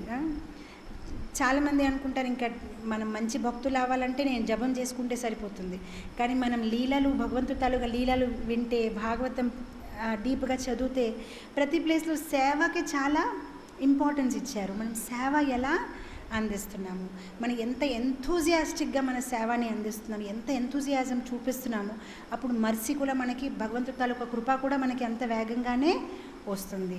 సో ఇక్కడ చూడండి, దేవతలు వాళ్ళందరూ చాలా హైయర్ పొజిషన్స్లో ఉన్నారు. వాళ్ళు కావాలంటే 24 hours ఐస్ క్లోజ్ చేసి హరే కృష్ణ జపం చేసుకోవచ్చు, రామ్ రామ్ అని అనొచ్చు, కానీ వాళ్ళకి కూడా భగవంతుడికి సేవ అందించాలని ఉంది. ఎంత ఎంతూజియాజం ఉంది, నేను ఎలా భగవంతుడికి సేవని అందించాలి, ఎంతూజియాజం చూపించాలి. ఉపదేశామృతంలో ఏముంది, ఉత్సాహ, ముందు శబ్దే మీరు ఉత్సాహంగా సేవని మీరు చేయాలి. ఉత్సాహ, ధైర్య, డిటర్మినేషన్, నిశ్చయ ఉండాలి. అది భక్తుల తాలూకా గుణాలు. ఇక్కడ లక్ష్మణ్ ఎంత ఉత్సాహంతో సేవని అందిస్తున్నాడు. ఏదో ఇప్పుడే కదా మొన్న అక్కడ కట్టాము మళ్ళీ ఇక్కడ కట్టాలి గుడిసె అనేది లేదు, ఎంత ఉత్సాహంతో సేవని అందిస్తున్నారు. శ్రీల ప్రభుపాదు ఎప్పుడు చెప్పేవారు, ఏ భక్తులైతే చాలా ఎంతూజియాస్టిక్గా చాలా ఉత్సాహంగా ఉంటారో వాళ్ళకి కృప ఎక్కువ దొరుకుతుంది. శ్రీల ప్రభుపాద విదేశంలో వెళ్తూ ఉంటే ఒక చోట్లో భక్తులు పాప్కార్న్స్ ఇచ్చారు చేతిలో. సో పాప్కార్న్స్ ఇలా ఒకటొకటి వేస్తే ఆ బాతులు ఇలా దగ్గరికి వస్తున్నాయి శిల ప్రభుపాదికి, ఇలా వేస్తున్నారు. ఇప్పుడు మీకు తెలుసు వాళ్ళకి ఇలా పాప్కార్న్లు వేస్తూ ఉంటే ఏమవుతుంది, వాళ్ళు ఒకరిపైన ఒకరు పడిపోయి ఇలా దగ్గరికి వచ్చేస్తూ ఉంటారు. మనం చూస్తాం కదా ఎక్కడ ఏదైనా బర్డ్స్కి వేస్తే వీళ్ళు ఒకరిపైన ఒకరు వచ్చేసి కొన్ని బాతులు చాలా వేగంగానే ముందుకు వచ్చేస్తున్నారు, అందరినీ తోసేసి ముందుకు వచ్చేస్తున్నారు. అప్పుడు శిల ప్రభుపాద నవ్వుతున్నారనమాట. ఆయన అంటున్నారు, those who are more enthusiastic will get more mercy అని వాళ్ళకి ఎక్కువ ఇస్తున్నారనమాట. అప్పుడు భక్తులు నవ్వుతున్నారు, more enthusiastic will get more mercy. Srila Prabhupada ఎవరైతే ఎక్కువ ఉత్సాహం చూపిస్తారో వాళ్ళు ఎక్కువ పొందుతారు. మనము బద్ధకంతో వెనక వెళ్ళిపోతే మనకి మర్సీ ఉండదు. మనం ఇస్కాన్లోనే ఉంటాం, ధోతి కుర్తా వేసుకుంటాం, తిలక్ కూడా వేసుకుంటాం, సండే కూడా వస్తాము, కానీ కృప అనేది కనిపించదు. కృప అనేది తగ్గిపోతుంది. ఆస్ట్రేలియాలో మనం వాటర్ తాలూకా బిల్ పే చేయాలి ప్రతి నెల. బిల్ పే చేయకపోయినా వాళ్ళు వాటర్ అనేది కనెక్షన్ కట్ చేయరు, అది వస్తుంది. కాకపోతే తెలివైన వాళ్ళు ఏం చేస్తారంటే కనెక్షన్ బాగా స్లో చేసేస్తారు. సో ఇప్పుడు మీరు బకెట్ మార్నింగ్ పెడితే సాయంత్రం వరకు ఒక చుక్క పడి అంటే వాళ్ళ ఎక్స్ప్లెనేషన్ ఏంటంటే వాటర్ అంటే మినిమం నెసెసిటీ కదా లైఫ్కి, మేము వాటర్ ఇచ్చాము, మీరు బిల్ పే చేయలేదు కనుక స్లో కనెక్షన్ వస్తుంది, మార్నింగ్ పెడితే సాయంత్రం నిండుతుంది. సో అలానే మనం ఎప్పుడైతే ఇస్కాన్కి వచ్చేసామో, దీక్ష తీసుకున్నామో, ప్రభుపాద ఒక శరణగతిలో ఉన్నామో, తప్పకుండా కృప అనేది ఉంటుంది, కానీ ఆ చుక్కలాగే ఉంటుంది కృప. అది మనకి అర్థం అవ్వదు. కానీ ఉత్సాహంతో సేవని అందించి ఫ్రంట్లో ఉంటే అప్పుడు ఏమవుతుంది, కృప కూడా మనకు అంత వేగంగానే దొరుకుతుంది. లేదు నేను ఉన్నాను కదా, నేను చేస్తున్నాను కదా, లేదు, time is running short. Count down రోజు క్లాక్ టక్ వెళ్ళిపోతుంది, ఆగట్లేదు. మనం ఆగండి అంటే అది ఆగట్లేదు. ఫర్ ద ఓల్డ్ మ్యాన్, ఎవరికైతే వయసు అయిపోయింది, తను ఎప్పుడు అనిపిస్తుంది ఈ క్లాక్ అంత స్పీడ్గా ఏంటి వెళ్ళిపోతుంది, జస్ట్ నిన్న మొన్న. అదే చిన్నపిల్లలకి ఎలా అనిపిస్తుంది, ఈ క్లాక్ అంతా స్లోగా వెళ్తుంది ఏంటి, ఎప్పుడు ఎగ్జామ్స్ అయిపోతాయి, ఎప్పుడు నేను నెక్స్ట్ ఇయర్ కాలేజ్కి వచ్చేస్తాను అని అనిపిస్తుంది. కానీ ఓల్డ్ మ్యాన్కి ఎప్పుడు టెన్షనే, ఇది ఇలా అవుతూ ఉంటే నేను చావుకి దగ్గర అవుతున్నాను, నా దగ్గర సమయం తక్కువ ఉంది, రేపెల్లున నా ఆరోగ్యం బాగుంటుందో లేదో, నేను భగవంతుడికి సేవ అందించగలుగుతానో లేదో అని ఒక టెన్షన్ ఉంటుందన్నమాట. సో ఎంతూజియాజంతో మనం సేవని అందిస్తే ఫ్రంట్లో ఉండాలి, ఎంతూజియాస్టిక్గా మనం సేవని తీసుకోవాలి. నన్ను సెలెక్ట్ చేస్తారు అప్పుడే నేను సేవ చేస్తాను.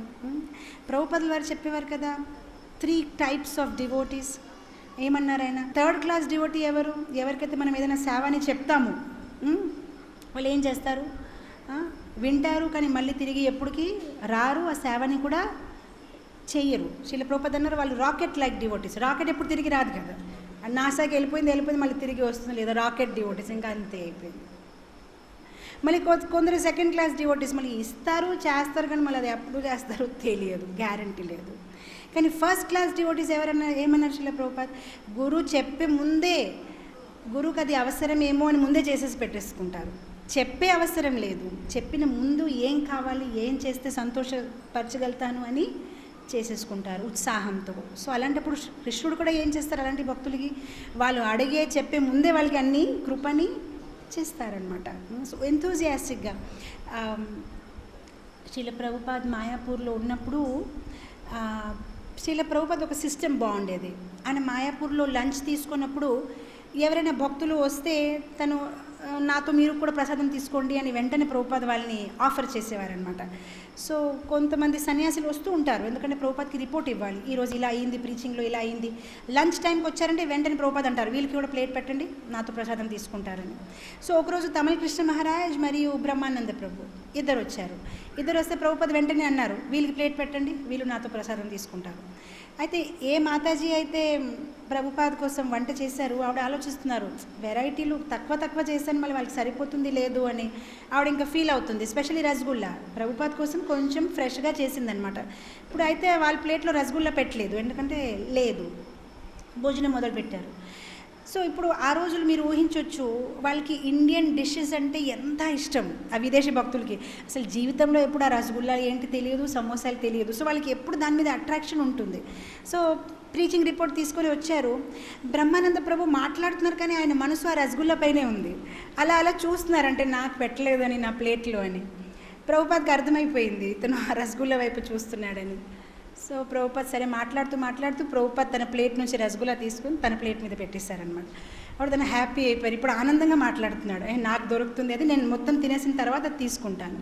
తను తింటూ ఉంటూ ప్రభుపాద్తో మాట్లాడుతూ ఉంటే తమిళ కృష్ణ మహారాజ్ ఆ రసగుల్లాని తన ప్లేట్ నుంచి తీసుకొని తన ప్లేట్లో పెట్టేసుకున్నారు. ఎందుకంటే తనకి రసగుల్లా తినాలంటే వాళ్ళకి చాలా ఇష్టం ఉండేదన్నమాట, ఇండియన్ స్వీట్స్ అయినా. ఇప్పుడు బ్రహ్మానంద ప్రభు మనసులో అనుకుంటున్నాను అనమాట, అయ్యో ఇతను చాలా తెలివైన వాడు, నేను అటు చూస్తే ఇతను తీసేసుకున్నాడు అని.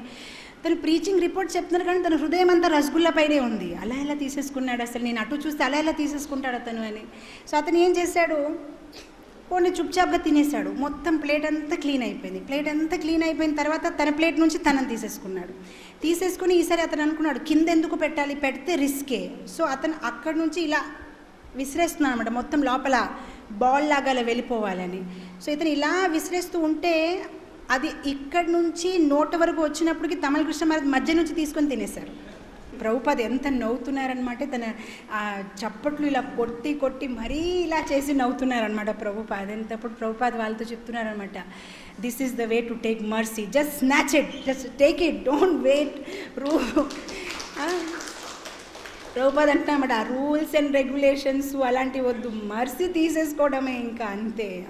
అలా శిల ప్రభుపాద్ అంటున్నారు. సో మనకి గురువు తాలూకా కృప కావాలి, కృష్ణుడు తాలూకా కృప కావాలి అయితే మనం సేవ అందించడానికి అంత ఉత్సాహంగా ఉండాలి. ఈ రూల్సా రెగ్యులేషన్సా, చెయ్యాలా చేయొచ్చా చేయకూడదా, చెప్తే చెయ్యాలి కదా, చెప్తారేమో నాకు చెప్పలేదు ఇతనికి చెప్పారు కదా, అలా ఉండదు, బద్ధకం ఉండదు. ఎలా నేను చేసేయాలి, నేను ఎలా ముందుకు వచ్చేయాలి, నేనే ఆ సేవని నేను చేసేసుకోవాలి అని ఒక ఉత్సాహం అనేది ఉండాలి. సో ఇలా బ్రహ్మానంద ప్రభు తాలూకా మీ అందరికీ తెలుసు, గత ఆదివారమే అనౌన్స్మెంట్ చేశాము. శిల ప్రభుపాద్ తాలూకా శిష్యులు బ్రహ్మానంద ప్రభు పరంపదించారు. ఆయన శిల ప్రభుపాద్తో మేబీ ఇంకేలో ఉన్నారు, మళ్ళీ ఇస్కాన్ని స్థాపిస్తున్నారేమో, మళ్ళీ ప్రచారం చేస్తున్నారేమో. ఆయన చాలా చాలా సీనియర్ డివోటీ. మీరు శిల ప్రభుపాద్ ఒక లీలామృత చదివితే బ్రహ్మానంద ప్రభు గురించి మీరు చాలా వింటారు. అసలు ఆయన చేసిన సాక్రిఫైసు అండ్ ఆయన ప్రభుపాదికి ఎంత ప్రేమించేవారంటే, చాలామంది ప్రభుపాద్ని ప్రేమించారు కానీ ఆయన హయ్యెస్ట్ అనమాట. అంటే ఆయన ప్రభుపాద్ని బ్లైండ్గా బిలీవ్ చేసేవారు. ప్రభుపాద్ ఏమంటే అది. బ్రహ్మానంద ప్రభు ఒక చక్కని బుక్ రాశారు స్వామీజీ. దాంట్లో ఆయన ఒక స్వానుభవాలు ఆయన రాశారు. ఎలా శిల ప్రభుపాద్తో ఆయన ఎంత కష్టపడి ఇస్కాన్ మూమెంట్ మనం ఈరోజు ఆనందంగా కూర్చొని క్లాస్ వింటున్నాం, తింటున్నాం, వెళ్ళిపోతున్నాం. కానీ ఇస్కాన్ని స్థాపించడానికి వాళ్ళు ఎంత కష్టపడారు అది మనం వింటే ఎంత సాక్రిఫైస్ చేశారు. ఆ రోజుల్లో సండే ఫీస్ట్కి డబ్బులు కూడా లేదు టెంపుల్లోనే. సో సండే ప్రోగ్రామ్ అయినప్పటికీ, ప్రవచనం అయినప్పటికీ ఒక ప్లేటు పాస్ చేసేవారు. సో ప్రతి ఒక్కరు ఎంతో కొంత డబ్బులు వేసేవారు అనమాట. సో ఇది లీలామృతంలో ఉంది. ప్రతి ఒక్కరు ఏదో కాయిన్ వేసేవారు, ఓ 25 cents ఏదో సంథింగ్ వేసేవారు. బ్రహ్మానంద ప్రభు మాత్రం $400 ఆ రోజుల్లో. ఊహించండి, 1969-70లోని $400. అయితే మీరు అనుకోవచ్చు మేబీ తను చాలా రిచ్ పర్సన్. రిచ్ కాదు, తన నెల శాలరీ $400. ఆ మొత్తం $400 వేసేవారు. అంటే అతనికి ప్రభుపాద్ అంటే అంత ఇష్టం అనమాట. అంటే ఏదైనా నేను కష్టపడి నేను సంపాదించిన అతనైతే సరిగ్గా వాడతారు. అతను ఎలా చెప్తే అలానే. అండ్ అతను ప్రభుపాద్కి చాలాసారి అడిగారు కూడా, జాబ్ మానేసేయమంటారా, నేను ఫుల్ టైం మీకు సేవ అంటే. ప్రభుపాద్ అన్నారు, ఇప్పుడు మనకి డబ్బులు కలెక్షన్ లేదు కదా, నువ్వు జాబ్ మానేస్తే ఎలా అవుతుంది, నువ్వు టెంపుల్లోనే ఉండు, ప్రసాదం తీసుకొని వెళ్ళు, జాబ్ చేసేసి మళ్ళీ నువ్వు రా, మనకి ఎంతో కొంత మనకి మెయింటెనెన్స్ ఉంటుంది. సో ప్రతి నెల మొత్తం తన డబ్బులంతా శ్రీల ప్రభుపాద్కి యాజ్ ఇట్ ఈజ్ ఇచ్చేవారనమాట. సో అలా ప్రభుపాద్కి ఇస్తూ ఉంటే ఎప్పుడైతే శ్రీల ప్రభుపాదులు భాగవతం ప్రింట్ చేశారు ఫస్ట్ అండ్ సెకండ్, నాకు అది సరిగ్గా గుర్తు రావట్లేదు, కానీ నేను అనుకోవడము $6లోనే సేల్ చేసేవారు, 2 first and second canto or something. So ఒక సండే శ్రీల ప్రభుపాద్ అందరికీ చూపిస్తున్నారనమాట పుస్తకం. అంటే ఎవరైనా కొనాలనుకుంటే మీరు కొనొచ్చు, ఇక్కడ ఉంది అని. ప్రతి ఒక్కరూ డబ్బులు ఇస్తున్నారు, కొంటున్నారు, డబ్బులు ఇస్తున్నారు, కొంటున్నారు. సో బ్రహ్మానంద ప్రభు ఒక ఐస్ ఆ భాగవతం మీదే ఉంది, ఎందుకంటే తనకి చదవాలని ఉంది, కానీ డబ్బులు లేదు, మొత్తం శ్రీల ప్రభుపాద్కి ఇచ్చేశారు. సో తన బుక్స్ వైపు ఇలా చూస్తున్నాడు. అంటే నేను అంత పెద్ద డొనేషన్ ఇచ్చినప్పుడు కనీసం భాగవతం నాకు ఫ్రీగా గిఫ్ట్గా ఇవ్వచ్చు కదా అని తను ఆ బుక్ వైపు చూస్తూ ఉంటున్నాడు అనమాట. కానీ ప్రభుపాద్ ఇవ్వలేదు. అయిపోయింది, అందరూ పనిచేసారు, అయిపోయింది. అప్పుడు ఇంకా అడిగేశాడు, నాకు ఆ బుక్స్ ఇస్తారా ప్రభుపాద్ అంటే. నేను ఆల్రెడీ అంటే ప్రభుపాద్ అని మళ్ళీ ఓకే $6. సో మళ్ళీ అతను అడిగి, నేను డొనేషన్ ఇచ్చాను కదా ప్రభుపాద్ నా దగ్గర, that is different, this is different, దీనికి నువ్వు పే చేయాలి. సో అప్పుడు బ్రహ్మానంద ప్రభు ఆయన బయోగ్రఫీలో రాస్తున్నారు, అంటే ఆయన ఒక పుస్తకంలో రాశారు, that day I came to know that you can't by your Guru, can't by with your donation. అంటే అతను గొప్పగా అనుకున్నాడు, నేను అంత డొనేషన్ ఇచ్చినప్పటికీ నేను ఎలా చెప్తే అలానే, నేను చెప్తే ఇచ్చేస్తారు. అయితే ఆ రోజు నాకు ఒక రియలైజేషన్ వచ్చింది, గురువుని మనం కొనలేము డబ్బులతోని, ఆయన ఎలా అందరితో ఉంటే అలానే ఉంటారు, డబ్బులు ఇవ్వమన్నారు. సో బ్రహ్మానంద ప్రభు రాశారు ఆయన పుస్తకంలో, నేను ఎన్ని డొనేషన్స్ ఇచ్చేసాను ప్రభుపాద్కి, ఎప్పుడు నేను పట్టించలేదు, ఇలా అంటే ఇలా డబ్బులు వేసేసాను. కానీ ఆ భాగవతంకి పే చేసినప్పుడు నాకు చాలా కష్టంగా అనిపించింది. ఆ $6 నేను చాలా కష్టపడి ఇచ్చానంటే నేను ఇవ్వాలా, తప్పదా, నేను అంత డొనేషన్ ఇచ్చినప్పుడు ఒక గిఫ్ట్ ఇవ్వలేకపోయారా అని.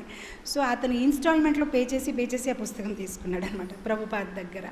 సో ఇలా మనం బ్రహ్మానంద ప్రభుది ఒక లీలాలు వింటే అసలు ఎంత ప్రభుపాదుకి, అతనికి ప్రభుపాద్ అంటే ఎంత ఇష్టం అంటే ఒకసారి ఏం చేశాడంటే తను అందరికీ చెప్పడం మొదలుపెట్టాడనమాట. యాక్చువల్గా ప్రభుపాద మామూలు మనిషి కాదు, ప్రభుపాద్ యాక్చువల్గా భగవంతుడు, మనం ప్రభుపాద పేరు మీద మాలా జపం చేయాలి. అప్పుడు ప్రభుపాద్ చాలా కోపం వచ్చారు, ఎందుకు మూర్ఖులని ఎన్నిసార్లు చెప్పాను, నేను భగవంతుడు కాదు, భగవంతుడు తాలూకా దాస్ని. కానీ తను ప్రభుపాద్ ఇండియాలో ఉన్నారు, అప్పుడు అమెరికాలో ఇలా ప్రచారం చేయడం మొదలుపెట్టేశారు. అంటే mad after Prabhupad, he was mad after Prabhupad. అంటే తను తప్పు కాదు, తనకి భగవంతుడిలాగే కనిపిస్తున్నాడు, ప్రభుపాద్ని చూస్తేనే తినే భగవంతుడిని కనిపిస్తున్నాడు, అంత ప్రేమము. సో ప్రభుపాద్ కోపం వచ్చేసి ఏం చెప్పేశారంటే, బ్రహ్మానందకి ఏ ఇస్కాన్ టెంపుల్లో లోపల ప్రవేశం లేదు, బహిష్కరించేశారు, ఇంకా నువ్వు రావద్దు, వెళ్ళిపోయి ఇక్కడి నుంచి అని. కానీ అతను ప్రభుపాద్ని వదలలేదు. ప్రభుపాద్ తన్ని బహిష్కరించినా కూడా మళ్ళీ ఇంక ఏం చేయాలి, ఎలాగో నాకు ఎక్కడ వెళ్ళొద్దని చెప్పారు కదా, పాకిస్తాన్కి వెళ్ళిపోయాడు. పాకిస్తాన్కి వెళ్ళి అక్కడ ప్రచారం చేయడం మొదలుపెట్టారనమాట. సో అక్కడ ప్రచారం చేయడం మొదలుపెట్టినప్పటికీ న్యూస్ పేపర్లో వచ్చేసింది, ఏమొచ్చిందంటే పాకిస్తాన్లో ఒక భక్తుడు ఏదో ప్రచారం చేస్తున్నారు, తన్ని పోలీస్ అరెస్ట్ చేసేసుకున్నారు, ఏదో సంథింగ్ 2-3 చేస్తున్నారు. ఎందుకంటే బ్రహ్మానంద తర్వాత తన బ్రదర్ కూడా వచ్చాడు, గర్గముని కూడా వచ్చాడు అని. సో అప్పుడు బాంబేలో ఉన్నారు ప్రభుపాద్. సో అప్పుడు ప్రభుపాద్కి ఆ న్యూస్ వస్తే ప్రభుపాద్ చాలా టెన్షన్ పడిపోయారు. ఎవరికో అడిగారు, ఎవరు మన హరే కృష్ణ డివోటీ ఎవరు ఉన్నారు పాకిస్తాన్లో, ఇలా పేపర్లో వచ్చిందంటే ఎవరు ఉన్నారు ప్రభుపాద్, మేము విన్నాము బ్రహ్మానంద ప్రభు ఇలా వెళ్ళారు అంటే. అప్పుడు ప్రభుపాద్ చాలా టెన్షన్ అయిపోయి, వెంటనే తన కబర్ పెట్టండి, అక్కడ నుంచి బ్యాక్ వచ్చేయడం, ఎవరైనా వెళ్ళండి హెల్ప్ చేయడానికి అని. మొత్తం మీద అది సార్ట్ అవుట్ అయ్యి బ్రహ్మానంద ప్రభు బాంబేకి వచ్చేసారు. సో బాంబేకి వచ్చినప్పుడు ప్రభుపాద్ తనకి గట్టిగా కవగిలించేశారనమాట బ్రహ్మానందకి. అంటే ప్రభుపాద్ కూడా తనని అంతే ప్రేమించేవారు. ఎప్పుడైతే గురువు తన శిష్యుల్ని ఎక్కువగా ప్రేమిస్తారో అప్పుడే వాళ్ళని కోపం చూపించడమైనా, తిట్టడమైనా, బహిష్కరించడమైనా చేస్తారు. అంటే అంత హక్కు ఉన్నప్పటికీ అంత వాళ్ళ మీద. ప్రభుపాద్ వాళ్ళ శిష్యులతో మాట్లాడినప్పుడు కూడా ఒకసారి ప్రభుపాద్ శిష్యులతోని ఒక మాక్ డ్రామా చేస్తున్నారు. ప్రభుపాద్ అన్నారు, మీరందరూ బయట వెళ్ళి ప్రచారం చేయాలి కదా, ఎవరైతే మాయావాదీలు, ఎవరైతే సైంటిస్టులు, ఎవరైతే వాళ్ళతో మీరు ఆర్గ్యుమెంట్ చేయాలి కదా, నేను మీకు ట్రైనింగ్ ఇస్తాను ఎలా ఆర్గ్యుమెంట్ చేయాలి.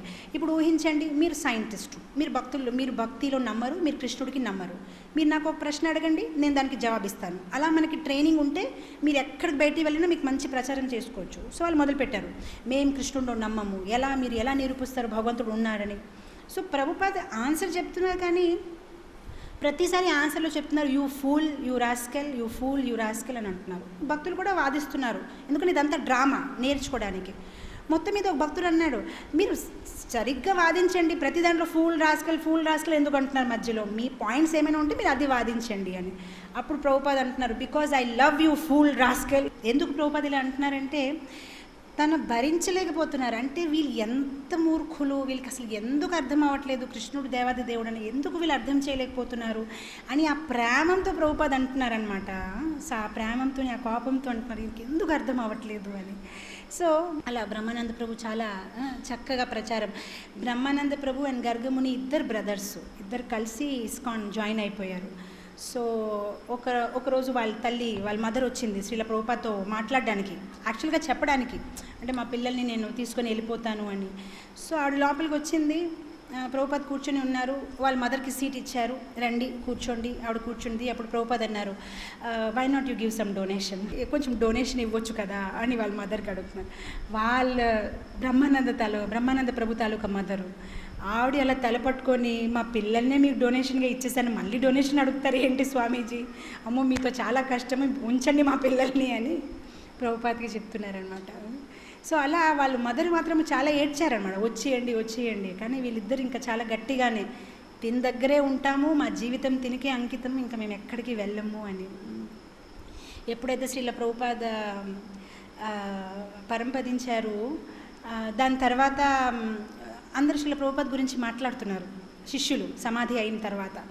సో ప్రతి ఒక్కరు ఏదో ఒకటి మాట్లాడారు, కానీ బ్రహ్మానంద ప్రభు మాత్రం మాట్లాడలేకపోయారు. తను ప్రభుపాద్ అని చెప్పినప్పటికీ తనకి కళ్ళలో నీళ్ళు అండ్ ఏడ్చుకోవడం అనమాట. తను అసలు ప్రభుపాద్ ఒక విరహము భరించలేకపోతున్నారనమాట, అంత ప్రేమం అనమాట.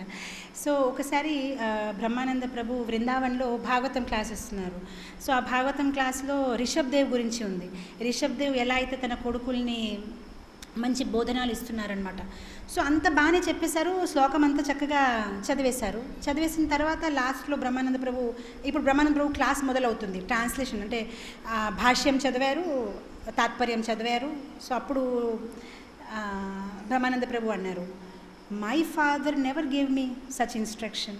అంటే అంటున్నారు, రిషబ్ దేవ్ తన కొడుకులకి ఎంత చక్కని బోధనాలు ఇస్తున్నారు, కానీ నా తండ్రి ఇలాంటి మంచి బోధనాలు నాకెప్పుడు ఇవ్వలేదే అని చెప్తున్నారు.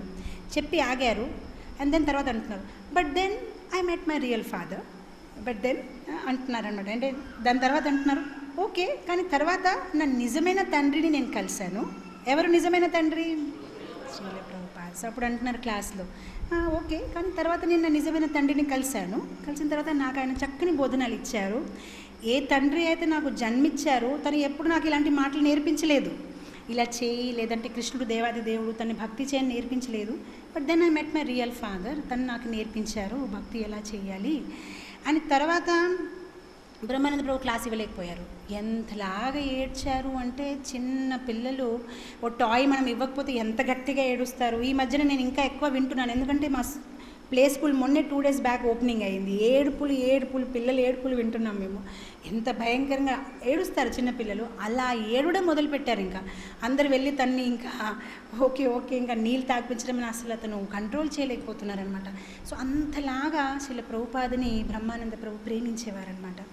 సో మీరు ఒకసారి గమనించండి, ఇలాంటి శ్రీల ప్రభుపాద శిష్యులు ఎవరైతే తన జీవితాన్ని ప్రభుపాద కోసం అంకితం చేశారో అలాంటి వాళ్ళు ఏదో ఒకప్పుడు ఏదైనా చిన్న తప్పు చేసినా లేదు కింద భక్తి జీవితంలో కొంచెం దిగజారిపోయినా దాంట్లో అంత గొప్పదేంటి, వాళ్ళు ఎంత సేవని అందించేశారు, ఎంతో కొంత తప్పు చేసేసుకుంటే ఏమవుతుంది.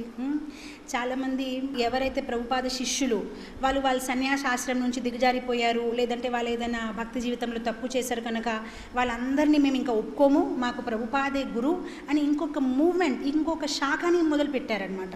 వాళ్ళు ఏమంటున్నారంటే మేము వేరే వాళ్ళు, మాకు ప్రభుపాదే గురు, ప్రభుపాద శిష్యులు మంచి వాళ్ళు కాదు, ఎందుకంటే వాళ్ళు ఏదో తప్పు చేస్తారు లేదంటే ఏదైనా చెప్పారు.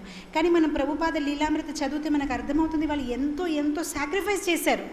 అలాంటప్పుడు ఓ చిన్న తప్పు చేసినప్పుడు ఏంటి గొప్పది, ఎందుకంటే వాళ్ళు కూడా మాయాతో కొట్లాడుతున్నారు.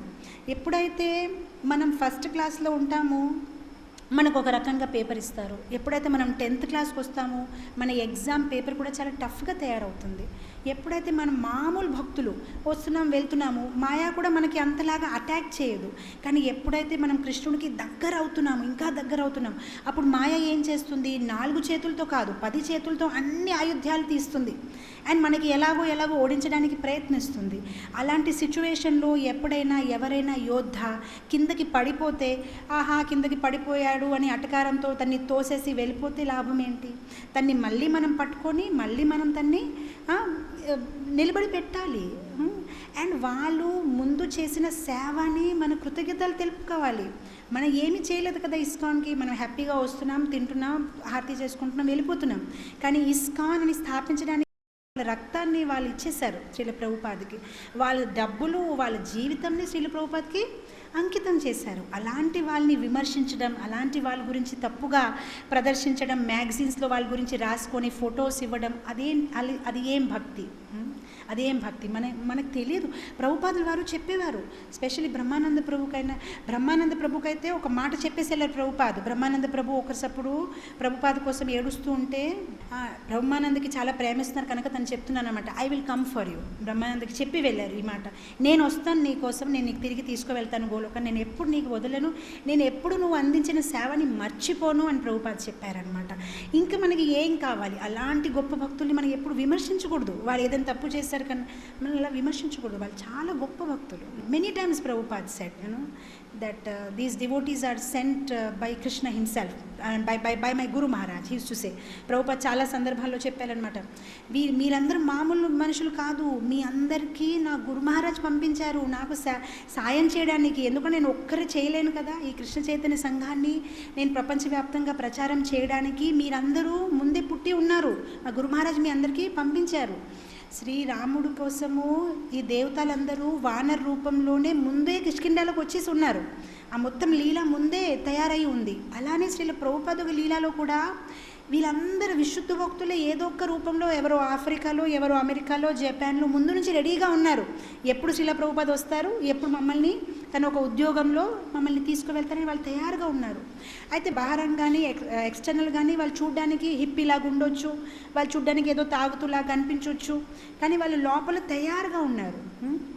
ఇప్పుడు చూడండి, ఒక్కొక్కసారి మనం డీప్ నిద్రలో ఉంటాము, చాలా బాగా పడుకొని ఉన్నాము, అప్పుడు ఎవరైనా మనల్ని లేపితే మనం లేము, కానీ మన నిద్ర కంప్లీట్ అయిపోయింది, పొద్దున 5 అయిపోయింది లేదా 6 అయిపోయింది, ఆల్మోస్ట్ మన నిద్ర కంప్లీట్ అయింది, అప్పుడు ఎవరైనా కొంచెం డోర్ తీసినా మనకి మెలకువ వచ్చేస్తుంది, ఎందుకంటే మనం రెడీగా ఉన్నాం ఇప్పుడు.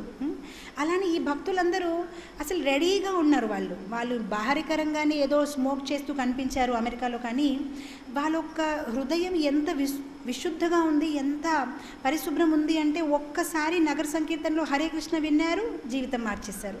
శ్రీల ప్రభుపాద పుస్తకంలో ఒక లైన్ చదివారు, వెంటనే ఇస్కాన్ వెళ్ళి జాయిన్ అయిపోయారు. ఈ కాలంలో ఎవరు అలా అవుతారు? 10 సంవత్సరాల నుంచి కూడా సండే ప్రోగ్రామ్కి వచ్చి క్లాసులు వినినా కూడా ఆలోచిస్తారు, దీక్ష తీసుకోవాలా చెయ్యాలా, ఇది మానేయాలా, అన్ని డౌట్.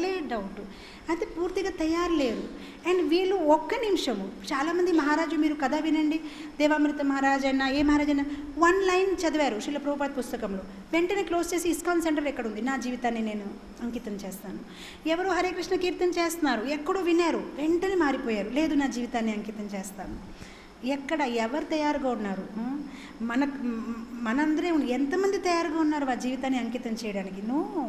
అండ్ వాళ్ళు 1 minute వాళ్ళ ఫ్యామిలీని వదిలేశారు. 1 minute అన్నీ వదిలేసి ప్రభుపాద కోసము వచ్చేసారు. సో వాళ్ళందరూ చాలా గొప్ప భక్తులు.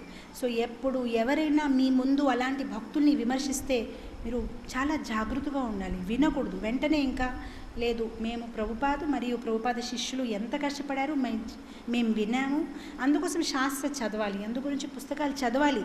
లేదంటే మీకు ఏదో ఒకటి చెప్పి అందరూ ఇటు అటు లాగేస్తారు. మనకి ఆ నాలెడ్జ్ ఉంటే మనం వెంటనే జవాబు చెప్పగలుగుతాము. లేదు, మాకు ఆ నమ్మకం ఉంది. ఇలా ప్రభుపాద శిష్యులందరూ శుద్ధ భక్తులు, వాళ్ళు చాలా కష్టపడారు. సో ఇలా బాధాకర విషయం ఏంటంటే మెల్లమెల్లగా ప్రభుపాద తాలూకా శిష్యులందరూ పరంపదిస్తున్నారు. అసలు మనకి వాళ్ళని సేవ అందించే అవకాశం కూడా పెద్దగా దొరకలేదు. వాళ్ళొక సాంగత్యం, వాళ్ళొక మాటలు వినే అవకాశం దొరకలేదు. అఫ్కోర్స్ టెక్నాలజీకి థ్యాంక్స్, చాలా వరకు మనకి బుక్స్ రూపంలో వచ్చేసింది, నెట్లో ఉంది. కానీ త్వరలోనే ఒకరోజు మేబీ ఎవరు అనౌన్స్ చేస్తారు, this is the last disciple of Prabhupada in this world. Maybe we don't know, you know. So మనం చాలా గ్రాటిట్యూడ్గా, చాలా కృతజ్ఞతలతో ఉండాలి. ఇప్పుడు వీళ్ళు ఉన్నారు అంటే ఈ ఉన్న కాలమైనా వాళ్ళకి ఏదో రూపంలో సేవని అందించాలి. వాళ్ళు చెప్పిన మాటల్ని మనము జీవితంలో పాటించాలి. ముందుగా మనం వెళ్ళిపోవాలి. ఎందుకంటే మనం ఇలానే ల్యాగ్ బిహైండ్ అయిపోతే మనం ఇక్కడే ఉండిపోతాం. ఎందుకంటే మనకి మంచి మాటలు చెప్పడానికి ఇంకా ఎవరు ఉండరు. సో సమయం చాలా తక్కువగా ఉంది, దాన్ని మనం చక్కగా ఉపయోగించాలి. So of course I will end it here today because it's already 8 o'clock. Good.